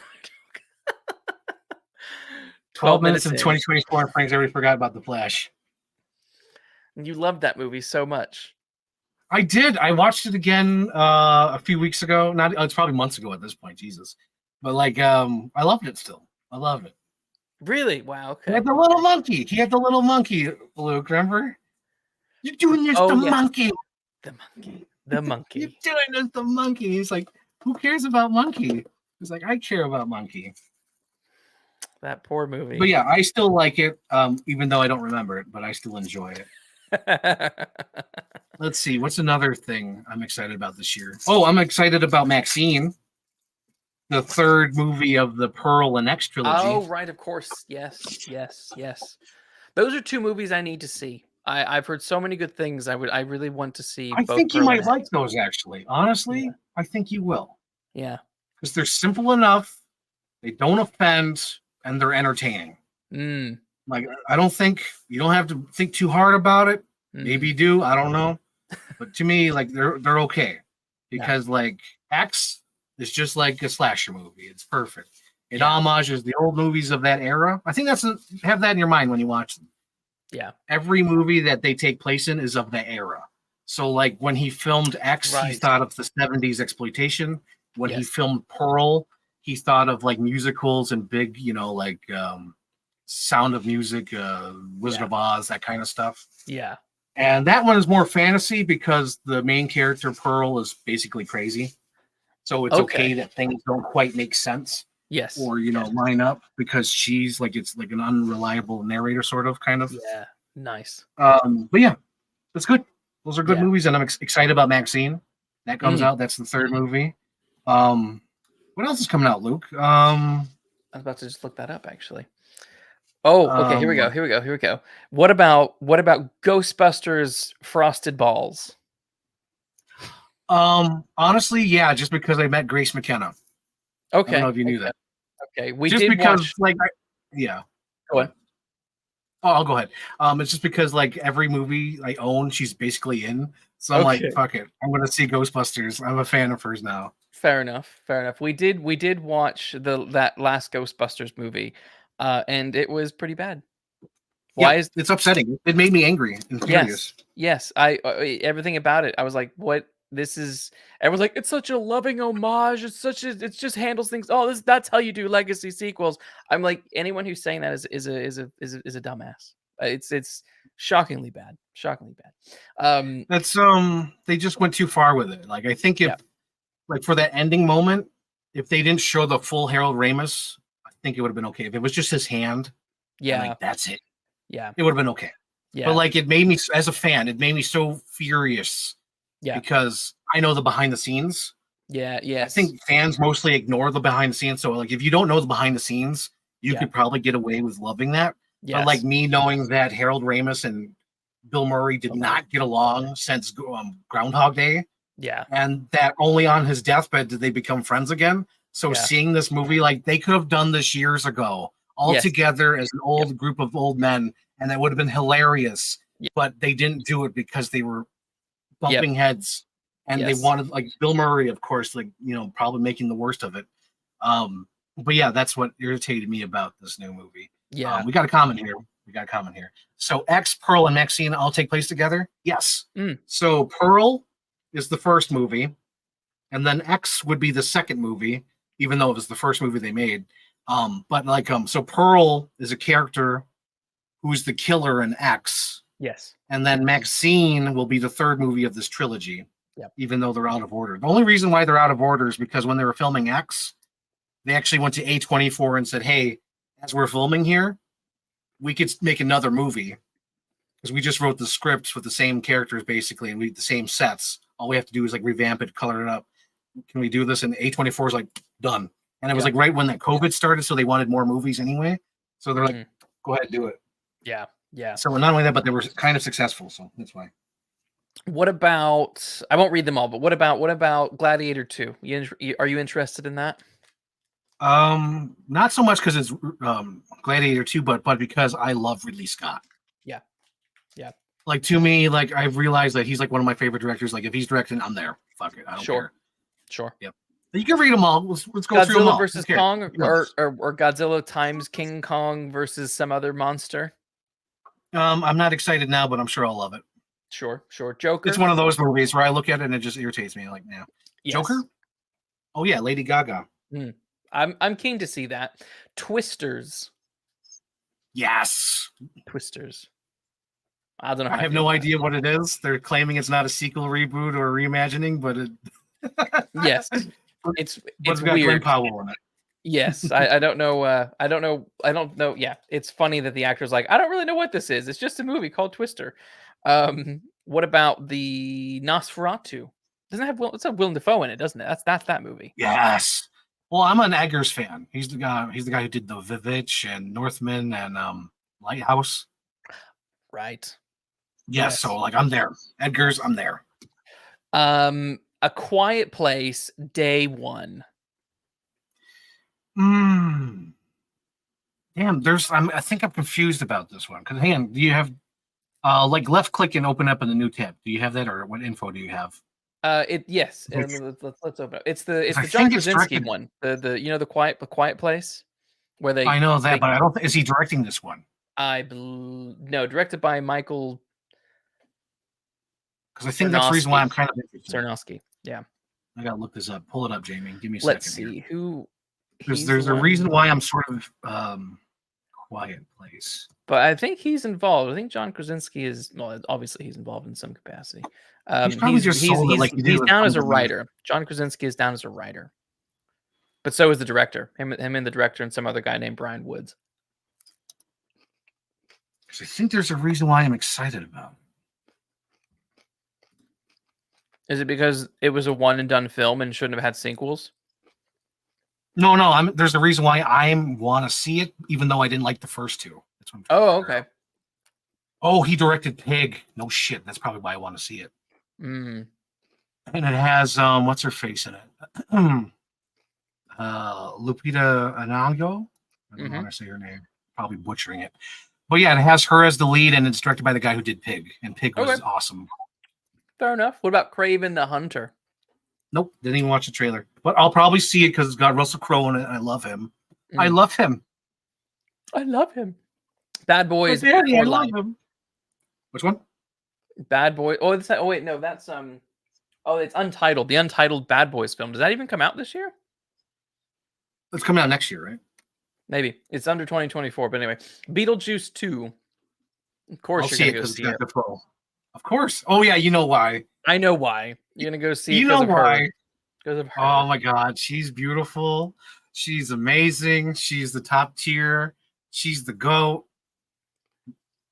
I love Winona how she Ryder. was like, I don't want to do Wednesday because I want to do proper cinema. Yes, sign me up for 2 Scream movies, please. That's the peak of cinema that you're reaching for? Okay. Okay, Hey sweetheart. now, hey now. Have you Okay. seen Scream? Not Scream yet. 6? Oh Not my yet. God. Not yet. They're Uh, babes. Dude, she's when cute, they but look I don't find her to be a babe, but she's cute. babes because The of other lady her. is more attractive. I don't know her name, but Which one? The Melissa? Oh, yeah. yes, yeah. Spaceman. Oh, who's Spaceman? Give me more deets. It's an R-rated movie. Let me open it up here. Pull it up, Directed Jamie. by Jonah Rennick. It's a Netflix movie. Oh, garbage. We'll be forgotten about in 5 days. It will Throw be it out. or less. Kingdom of the Planet of the Apes. Kingdom of the Beneath of the Forgotten of the Planet. Of the apes, of the Mad Max, of the. I'll see it. I've seen them all already. Fuck it. Is there any point to these Planet of the Apes movies now? Because it's like we're so close to the Planet of the Apes that it's like, what are we getting at now? What like are they? Because I think in the very first one of this reboot, there's an Easter egg that talks about a spaceship going off, being like the one that would have had Taylor on it. It talks I'm about that. almost wondering if they're going to do Taylor with this. Mm. Or will Because they they do go Taylor with in the that next trailer, one? they go to the telescope room. Mm. Or will it be the next one? Will this be a cliffhanger that ends with the ship crashing Probably. so they can milk it even more? Yep. Deadpool 3. Obviously, because they want to see what shenanigans they do. Yeah. There was a time where I was excited. I'm less excited now, but I will see it because there is that, that interest. They're like, yeah, it's like Wolverine in a suit and then old Sabretooth and then the 20th Century Fox logo. I think there's going to be some good jokes there where they're like, I hope they're so. going to run into like characters that are owned by Disney or some shit because now they can do it. I hope so. I would like something quite fun. I'm skeptical. Furiosa. Dude, like here's the thing. Can we talk about this, Luke? Let's talk about this. The sidebar. Let's talk about this. Everyone talks about how everyone loves Mad Max Fury Road. I have not watched that fucking thing since it came out. Same. And I don't even get how people could watch it at home. Because to me, like Mad Max is like for the big screen, and it's like watching it in my house, it's not going to be the same, So like I don't get those people who are like, oh my god, I watched it like once. She's like, how could you? How can you? Like to me, it's like I know you probably won't agree with me, but like it's almost on the tier of Avatar, where it's like you got to see that in the big screen. It's not going to translate well. I know what you mean. I accept the sentiment. Yeah. It's like a spectacle. It's a huge spectacle. Yeah. So like I don't know how people do that. So when I saw that trailer on the big screen, I was like, fuck yes. But when I watched it on my phone, I was like, yeah, maybe. But seeing Furiosa there and he's like, do you have it to be epic or whatever the line is? And lady and gentlemen, it's like when that's on the big screen and you see those big giant Tonka trucks, like 3 stories high. Yeah. That's what it's supposed to be about. Yeah, yeah, that's my little rant about Fury Road, because I don't understand how people watch that every year at home on their little 54-inch TV. It's like, what are you talking about? I get if you have a projector, like we use a projector, so it fills up almost like a big chunk of the wall, which is which can work maybe. But that's okay. If you have like a wall projector, that's fine. Yeah, but I didn't. There was some really cool stuff in Fury Road, but it wasn't anything that I ever felt that I wanted to return to. Mm-hmm. I don't know. I just love the Mad Max world. That's why I want to see it. Yeah, and I liked Furiosa. I did like her character, and there was cool stuff in it. But I don't know. I don't know. I think it's just Mad Max with lady paint. That's all. It's fine. Yes, I think so. Yeah. Dune Part 2. You kind of mentioned it earlier. I didn't see the first Dune. I'm not doing it. Fair enough. We saw it, and it was frustrating because they're splitting the book into 2.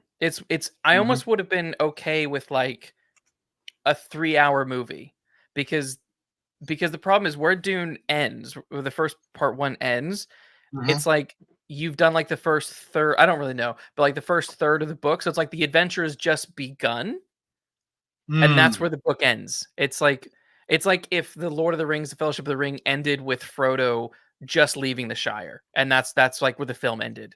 It feels like that, where there's just a bunch of nonsense happening, a little bit of action, running from some stuff, but then it ends like as like I'm really bored. Mhm. Paddington 3, Paddington in Peru. Probably won't see it. Yeah, I like the first two, but this has a different director, I and saw those on DVD, mm, so that's why I'm like, maybe I won't see this one yeah, on the big screen. Argyle. Yes, Mm. yes, no question, no hesitation. Yes, and it cracks me up how everyone on Twitter like bitches about them. I'm like, there's people are seeing Kingsman. Those must be making good numbers. So I don't get why everyone is like shitting on Kingsman. I'm like, I like those. I know people don't. Yeah. They say they don't like them, but like I fucking love those movies. I love that world. It's so fucked up. I love the first They one. take I genuinely love the first yeah. Kingsman. I didn't click with the second one, and I didn't watch any of the others. But Yeah, I clicked with all three. I like. yeah, but the first one, I love it. Yeah, High that one's praise. genuinely good. Second one's batshit, and the Yes. third one is like tame. Like they actually took a step back to make it more realistic, which I don't mind. Yeah, I don't even remember the third one. I don't remember it at all. Ray Fiennes, he has to stop Rasputin and all that. It's the prequel one, isn't the King's Yeah, Man or something like that? yeah, the King's Man. Yep, Yes. I did enjoy that one. Madam Web. I like me some time travel. I think I want to see it. I'll have to drag my sister and mom to see it. But It's gonna be I want to see it. nuts. It's gonna be so. I feel like it's just gonna be terrible. I love everyone making fun of that line about my mom was in the Amazon studying spiders before she died, or whatever that line. You know, the thing I'm going to call it because Kirk Beatty also called it, but I had the feeling too, so I'm going to just piggyback off him. But even though I had the same thought, every scene with those girls in costume are visions. They're not going to be actual scenes. They're just going to be like 30-second visions of like the future, a possible future. Oh, interesting. They will not wear those costumes. Yes, is that because those costumes are too sexy? No, I just think because like this movie's like a prequel, so it'll just be them before they're the superheroes, so they'll just be like ladies. Right. That's why they're pushing the big faces. Like they show what's her face. 50 Shades of Grey lady. Oh my god, why am I forgetting one of my favorite actresses' names? Oh god, what's her name? She is Johnson. Dakota Johnson, yes. Yep. Oh yes. Yeah, because like she's like front on that cover. There's no costume. It's her Yes. face. And I'm like, okay, there's no costumes in this movie. Yes. They're advertising the actress. Yeah. So I mean, because obviously I grew up with the Spider-Man cartoon, so my idea of Madam Web is this old woman sitting on this throne with the web behind her and like fucking with Spider-Man and stuff like that. So I was like, oh, this is interesting. This is interesting. Oh my gosh, yeah, interesting. I like Dakota Johnson. I like time travel, so I'm down. All right. Apparently, Sonic the Hedgehog 3 is coming out. I think I'll see that because the second one like won me over, and we just saw that as a laugh. We're like, hey, let's go see Sonic 2, and then we saw we're like, holy shit, this rocks. Yes. Inside Out 2, Pixar. I'm sure Sarah will make me watch it for the show. I had to fix my mic. We watched the first one on Christmas Day at my brother-in-law's house. It kind of didn't really work for me. Inside Out. It was kind of bad. I don't know. Didn't work for me. Too emotional for me, man. Yeah. I like my movies not, or I shouldn't say too emotional because there's movies that make me emotional. I don't like, I guess, movies like that where it's like they wear the emotions on their sleeve. It's like I like kind of forced crying when Tobey Maguire is like, well, stop pretending to be my dad. I like that shit. Yeah. But I don't like when they're like, oh, look at this memory or whatever. It's like, oh, you're playing on that. You know? Yes. I'm totally with you on that. Well, Beekeeper. We know you're in for the Beekeeper. Oh yeah, the Beekeeper. The ballerina. What is the ballerina? That rings a bell. That's the John Wick spinoff. I'll see that. That's right. I know you're going to see this. Garfield. Oh, dude, there's like only two things I love in this world: Peanuts and Garfield. Yes, I'll see Garfield, and I'll keep defending Chris Pratt. God damn it, he's living the dream. Like if you were a kid and you wanted to become an actor, he's living the goddamn dream. Oh wow! This is something I feel you're going to see maybe, but it is apparently it's distributed by Netflix. But it's a movie called Damsel, starring your favorite actress of all time and the world-renowned writer of an incredible historical book that she didn't write, Millie Bobby Brown. Oh, I know this movie. No. A dutiful damsel agrees to marry a handsome prince only to find that the family has recruited her as a sacrifice to repay an ancient debt. Sounds fucking dumb. No, I'm sure it'll just be like a big giant rock movie. Nope, I don't want to see that. Knives Out 3. Apparently that comes out. Which one? Knives Out 3. Did you see any? He hasn't even wrote the script. That cracked me up. You're like, how far along are you? I think you tweeted about it. You're like, AKA, I haven't written shit. Because he was like, oh, I have ideas and I'm bouncing ideas around. I'm thinking about it. It's like, AKA, I haven't done nothing. I think I did that check and did nothing. Good. Okay, a lot of this looks like nonsense now. Well, that Kristen Stewart movie, I don't know what the hell it's called. The one that has her being a lesbian relationship with that boxer, that fighter lady, and her father is Ed Harris.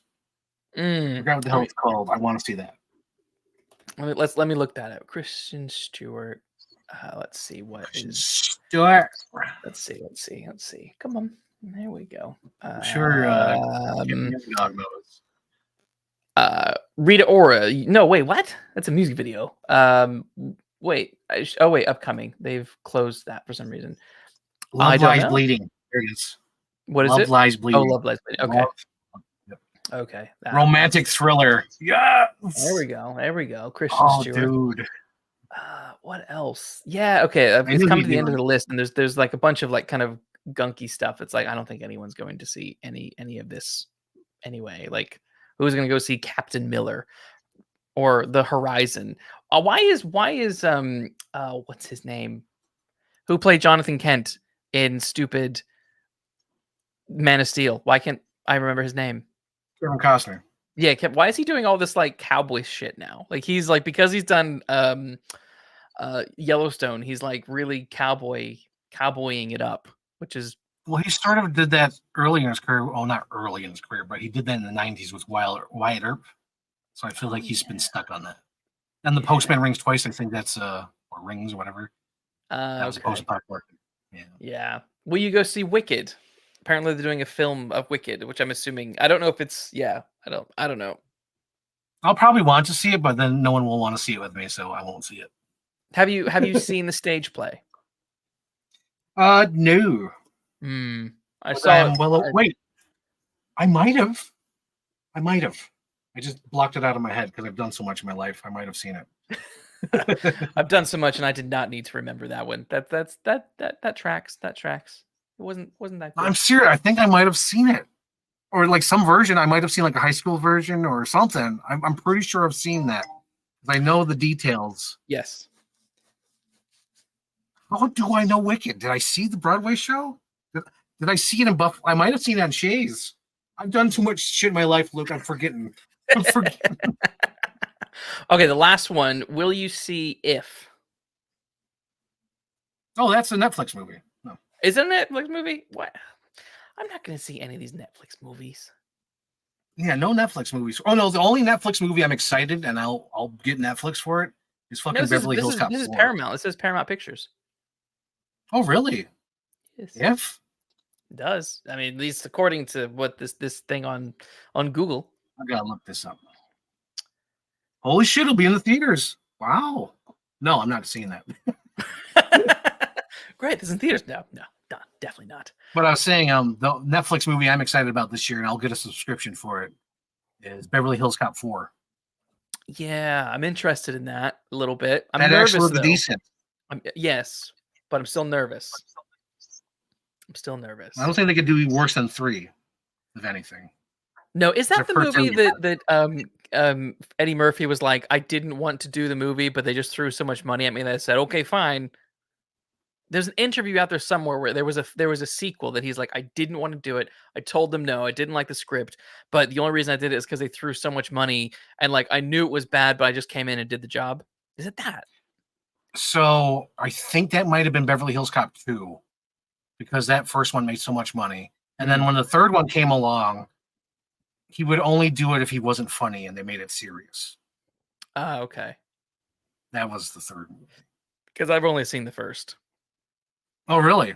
Yeah. The first two are fucking awesome, Luke. Like, I just rewatched them the other night. Oh my God, that first one is so, it's like Pitch Perfect. It's almost like on a level of like Lethal Weapon and all those action movies. That first Beverly Hills Cop one. And then the second one is like top tier just because like Tony Scott. Yeah. Like the plot doesn't really matter. Yeah. It's how it looks. Right. And it's like in the characters you like. Yes. So like I don't care about the plot with the second one, but like the characters I love Rosewood. I love Taggart. Oh my God. I just love those characters. Like their banter back and forth and this the way how it looks. It's a Tony Scott fucking movie where everything looks sexy and amazing and slick. Yeah. It's great. Yeah. There was a Die Hard 4 vibe to Beverly Hills Cop 4, the trailer. I kind of had a bit of a Die Hardy 4 vibe where like there's a little bit, the action is a little bit too, I don't know. I'll see it and I'll judge it, but there was a vibe of like, remember like Die Hard, is it 4 where like he drives a cop car? It was 4. I remember watching the backstory. Yeah. Hot scoop, guys. I haven't said this on the podcast. I've been holding it up for the Die Hard ranking. But when I was in high school and YouTube was like brand new in 2006. Yes. I was looking up like, fan made trailers or mashups or Die Hard stuff because I was obsessed with Die Hard. No shit, guys. I thought that original Die Hard teaser was a fan made thing, and I didn't believe it. I was like, there's no way. There's no way this movie's like this. And then I found out it was real. And all those clips from it were not from other movies. They were from Die Hard 4. But I was like, I'll go with it.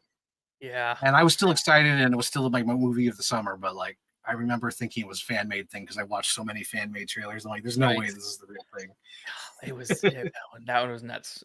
What else have Netflix done? There's something they've done that I'm like I'm worried because I didn't like some other legacy sequel that they did. I can't remember what it is.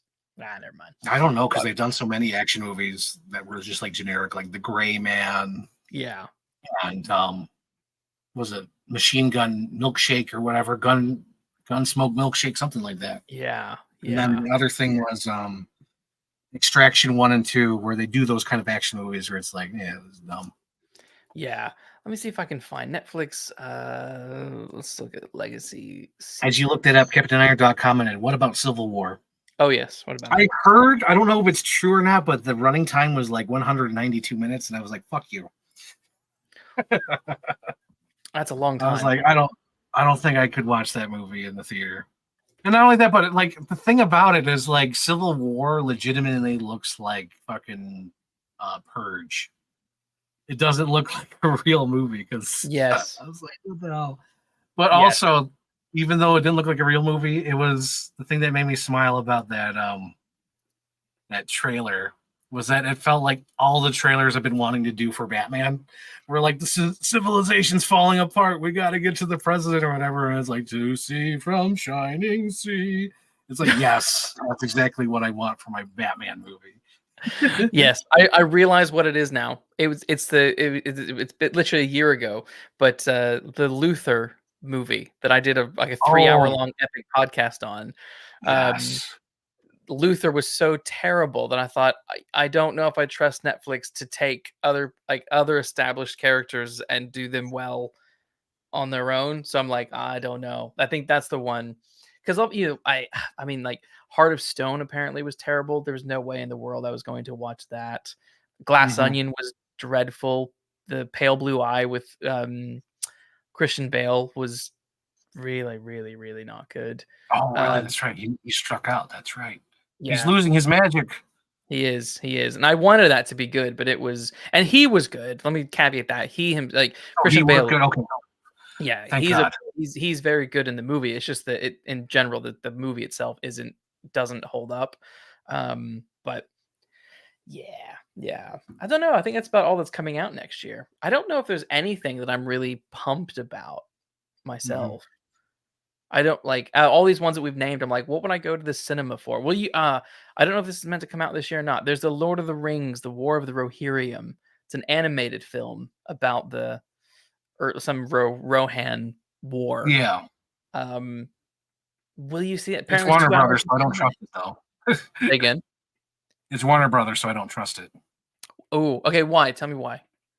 because it could be canceled and thrown out and deleted from hard drives.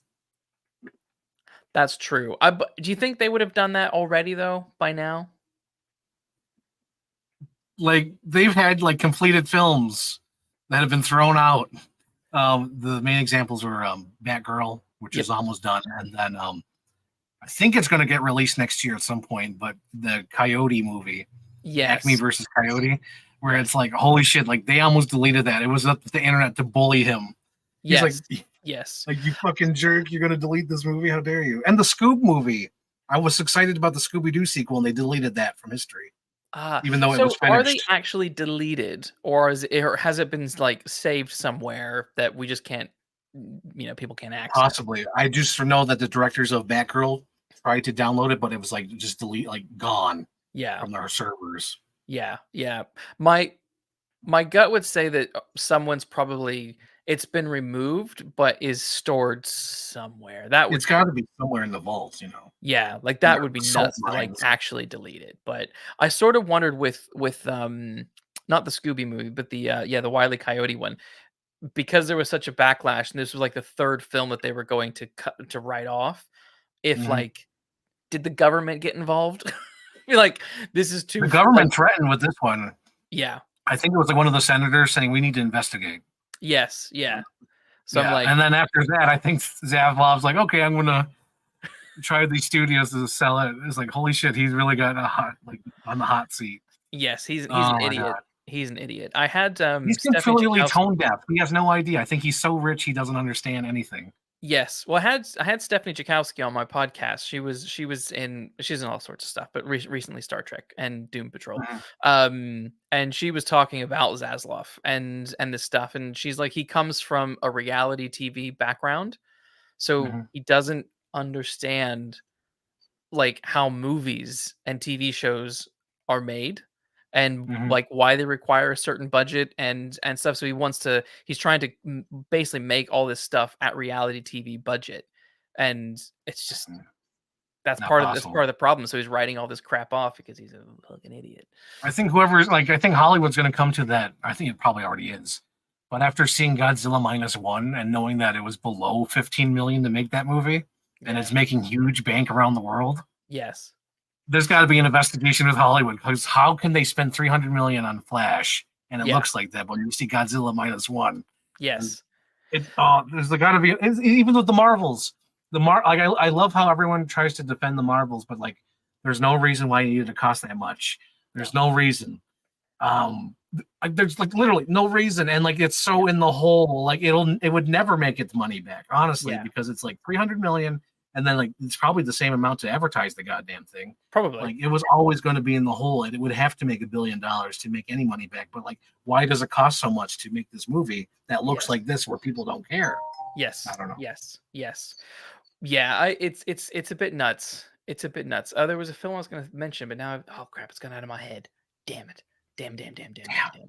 Yeah, no, I know. The Godzilla stuff because I did see people on Twitter, and I don't know if I never looked it up, so I don't. This could be totally wrong, but there was something about Japanese animators like basically don't get paid anywhere near enough to do the work that they do, and that's how the movie Mhm. could like. Oh, So I've also heard that from a number of people across social okay. media, but I never looked into it. So I don't know if that is also because people are like, oh my god, how could they do this? And they're like, yeah, they also don't pay their animators, and it's like, Yeah, oh, that so could be because they probably have like different rates over there and whatnot. yeah. So I don't know how that affects it, but at the same time, it's like, It's still they did that with that budget.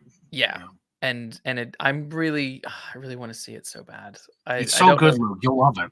I know. And it's a good like I know what people have said it before on Twitter, but like it's a great companion piece to Oppenheimer. It's like the opposite end. Right. Right. It's so good. How long was it? The movie? Yeah. I think it's like only 2 hours. It's or maybe it's Fantastic. 3 hours. I don't know. It just flew like that. I saw it twice, and Ah, I it's good. hopefully I hope the cinema like across the street from us plays it because I want to see it. I just haven't had time Mhm, to like go into London to see stuff like this. But mhm, I really want to see it. Looks so good. Oh yeah. my god.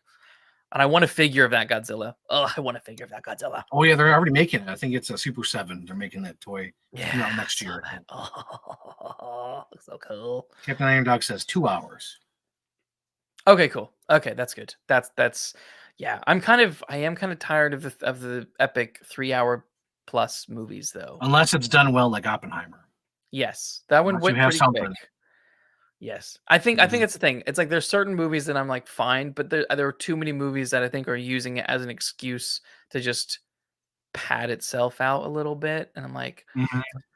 let's dial this I back. get that. Let's Mhm. dial this back cuz yeah, cuz like Phil Speaking and of I dialing back, oh, go ahead. we did a Lord of the Rings rewatch this last like leading up to Christmas.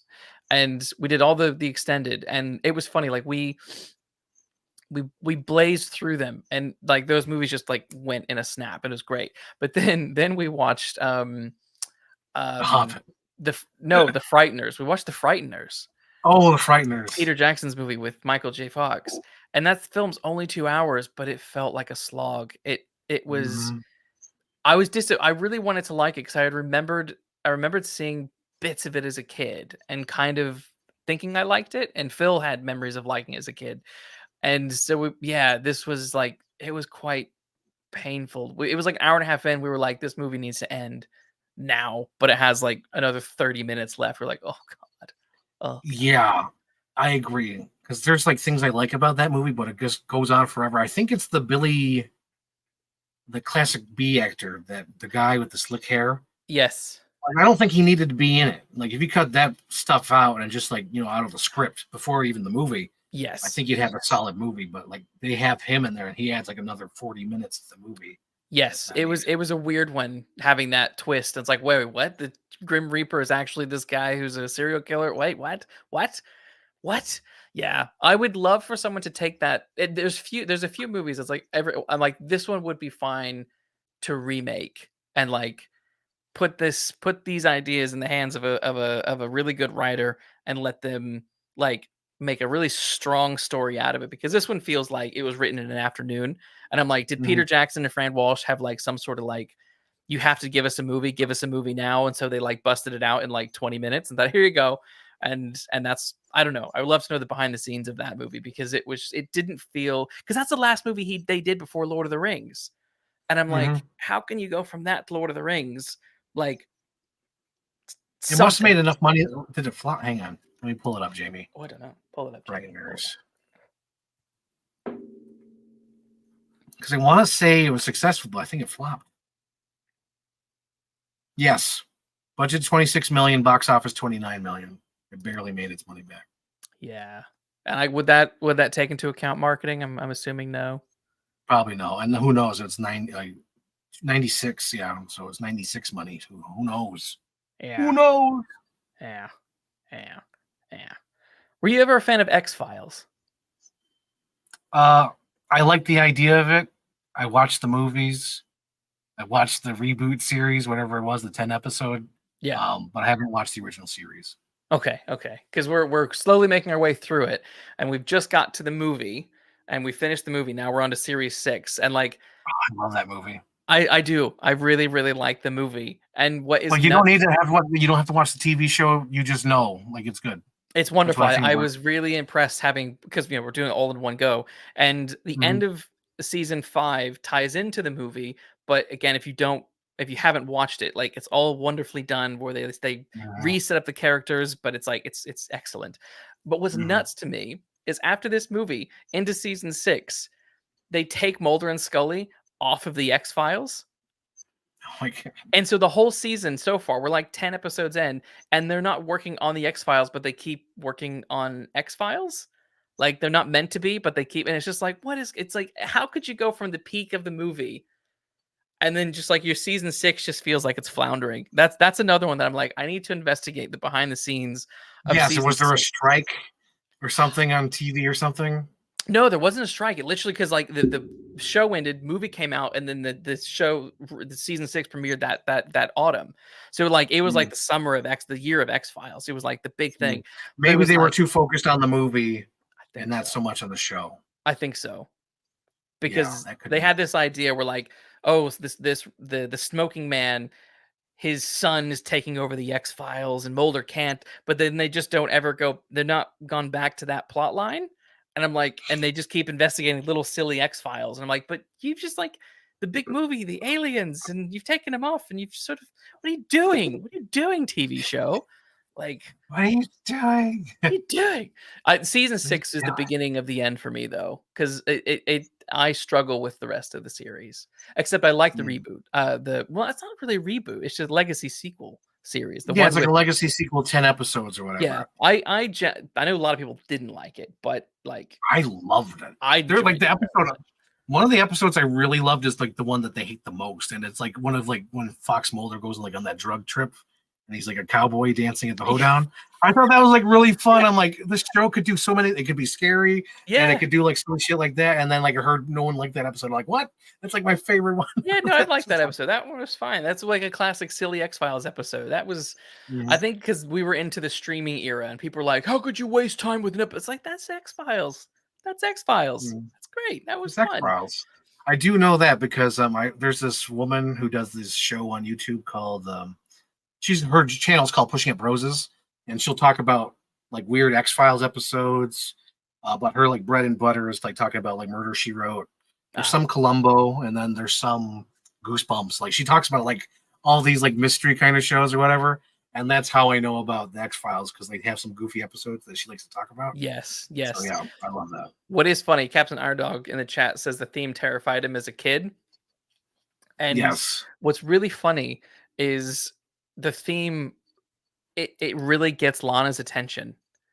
So we'll like she has a little playpen and we might have it on while we're doing something or hanging out in the room and whatever. Or like we'll be feeding her and if she's feeding or doing whatever she's doing, if the X-Files theme comes on, whether we're watching it or I just put it on through like Spotify, she pauses. Just pauses entirely and is like, "What's going on?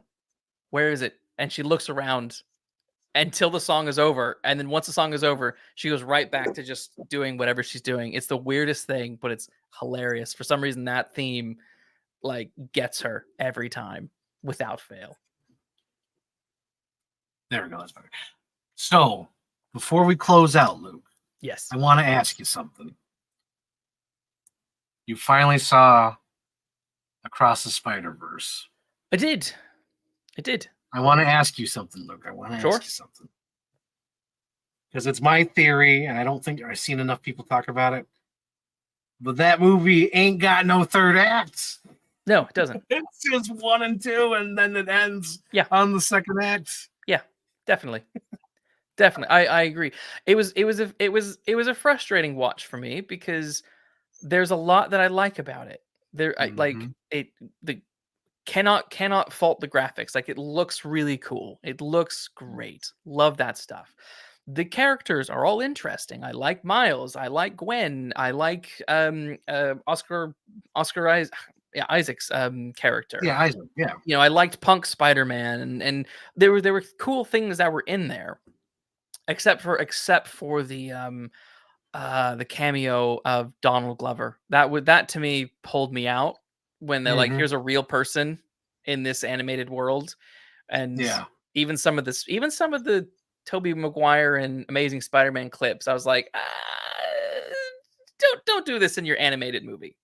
Don't maybe animate that stuff. Don't put the real thing in. Yeah. It Put jarred some me a little like bit. Scanner Darkly filter Yeah. over it. Yeah. But yeah, that my problem was the story. I thought it was kind of like we were saying I was saying a minute ago about the padding. Like the runtime is obnoxiously long for what actually happens in that movie. Mhm.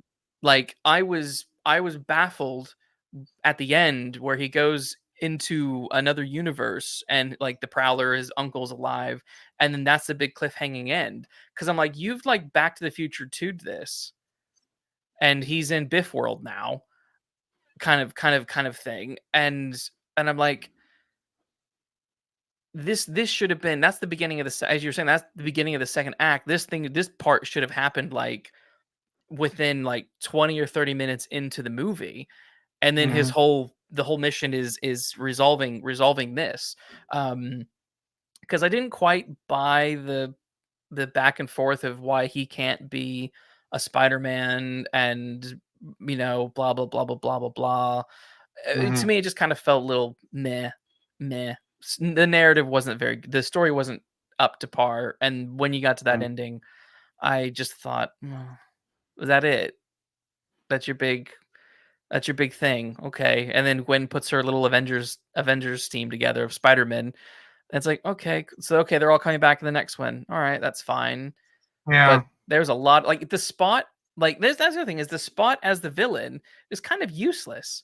Like they built the Spot up to be so, like, at first he's kind of goofy, but then he becomes quite terrifying. And then you're like, wait a minute, like this, like, surely we need to be looking for the Spot because he should be doing stuff. And it seems like he's just Mhm. delaying his plans because the movie needs to be 2 movies. And I'm like, Oh God, I just remembered, Luke. Oh my God, I mhm, completely forgot. So I had the problem with the ending, right? mm, But I was talking to Joel, my friend Joel, in a previous podcast. I completely forgot what he said until just now, and I'm like, shit, that's why. That's why they do the crazy shit at the end of this movie, because at the end of this movie, there's like 5 Lord of the Rings endings. Like it yes, could have ended with him being thrown into the other universe. It could have ended with Gwen going into there. It could have ended, when him walking to the house. It could have yep, ended with the door opening and the mom there. There were so many different endings that yes. could have stopped. But my friend Joel had the most brilliant thing, and it was so business. And I just remembered it now. His answer, Luke, was this. He was like, the reason why they squeezed all that shit in the last couple of minutes is so that it's easier to advertise the next movie when he's in that universe, rather than opening up that movie and it's surprised that he's in the universe. It's just easier on Yeah, the people making the trailer because everyone will be on the same page. yes. And I was like, holy shit, you're right. You're absolutely But right. It's just the a thing, business decision. that's working going to work against that now is, particularly after Mission Impossible Dead Reckoning, the part 1 and part 2 thing, everyone is like, this isn't working. No one isn't interested in this part 1, part 2, and that's why that's all been dumped.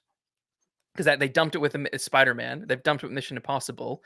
It never really worked in some of those older movies that did part 1. Like The Hobbit is a perfect example of, like, you don't need Mhm. 3 parts for this stupid story that needed like 2 hours. That's all you needed. Mhm.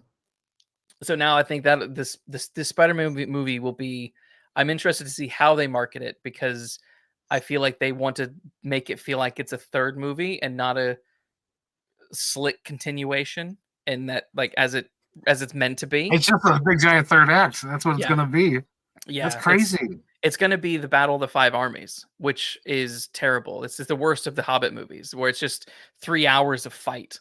Like nothing Yeah, happens in I that think that's movie. all it is. It's gonna Yeah. be 3 hours of fight. Yeah. Yeah. And I Because Captain all Iron it Dog is is with right. this one is like he's got to avoid his canon event Yeah. and get back home or whatever. Yeah. Yeah. But they're gonna make that 3 hours. Yeah. Although weirdly, Captain Iron Dog says Mutant Mayhem had had the Ferris Bueller movie. That didn't bother me for some reason. It worked for me. I don't know. I don't know why, but that one, that just worked. I was with I was with it. I don't know. It was weird. I think there was a consistency with that. Yeah. I think whatever was entertainment or like I don't know if they ever showed photos of humans, Mm. but I think that would be funny where everyone looks hand drawn, but when you take a photo of them, they look like a real They person. did. No, they did. There was like a cardboard cutout of someone. Uh That's right. Even like the training, right? Wasn't even the training montage? Wasn't that actually like VHS footage? yes. It was. It was. So maybe it's consistent. Maybe it's like that 30 Rock joke when they're in HD, they look like humans, Yes. but in like real life, they look like Muppets. Yeah. Because Yeah. that would Kenneth looked like a little puppet on the HD camera. And Yeah. then Alec Baldwin was him as Jack Ryan from Hunt for October. Yes. Yeah. Yeah, no, It's I think that consistent. worked. There's For me. consistency. Yeah. Yeah, that worked for me. But the interacting with Donald Glover, I was like, oh, this is weird. I don't like it. You're no Roger Rabbit. You're no Chippendale. No, because also, like, do people realize that Donald Glover was playing the Prowler?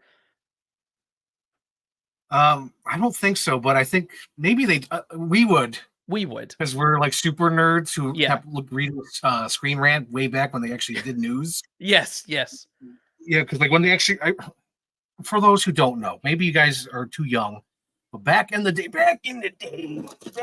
day, when Screen Rant existed, Yes. they would report on news. They Yes. would report on set photos, and then I believe they were sold in 2012, and then they became this huge conglomerate Yeah. where it's just all opinion pieces that are reported as fact. Yes. Yeah. I used to know the guy who founded Screen Rant. Like, he was a cool dude. And then I remember them selling, and then they sold it. He like fell off the grid, Yes. and then Screen Rant just became like what's that nerd one that I never look at anymore. Collider, is that what they're called? Not Collider, nerd. There was something called Nerd. Nerd was in the name and is really popular, but I stopped with him as well. But they basically became a parody of that stuff. And then they used to be good. Screen Rant used to have interesting pieces, news and interesting opinion pieces. I didn't see Homecoming.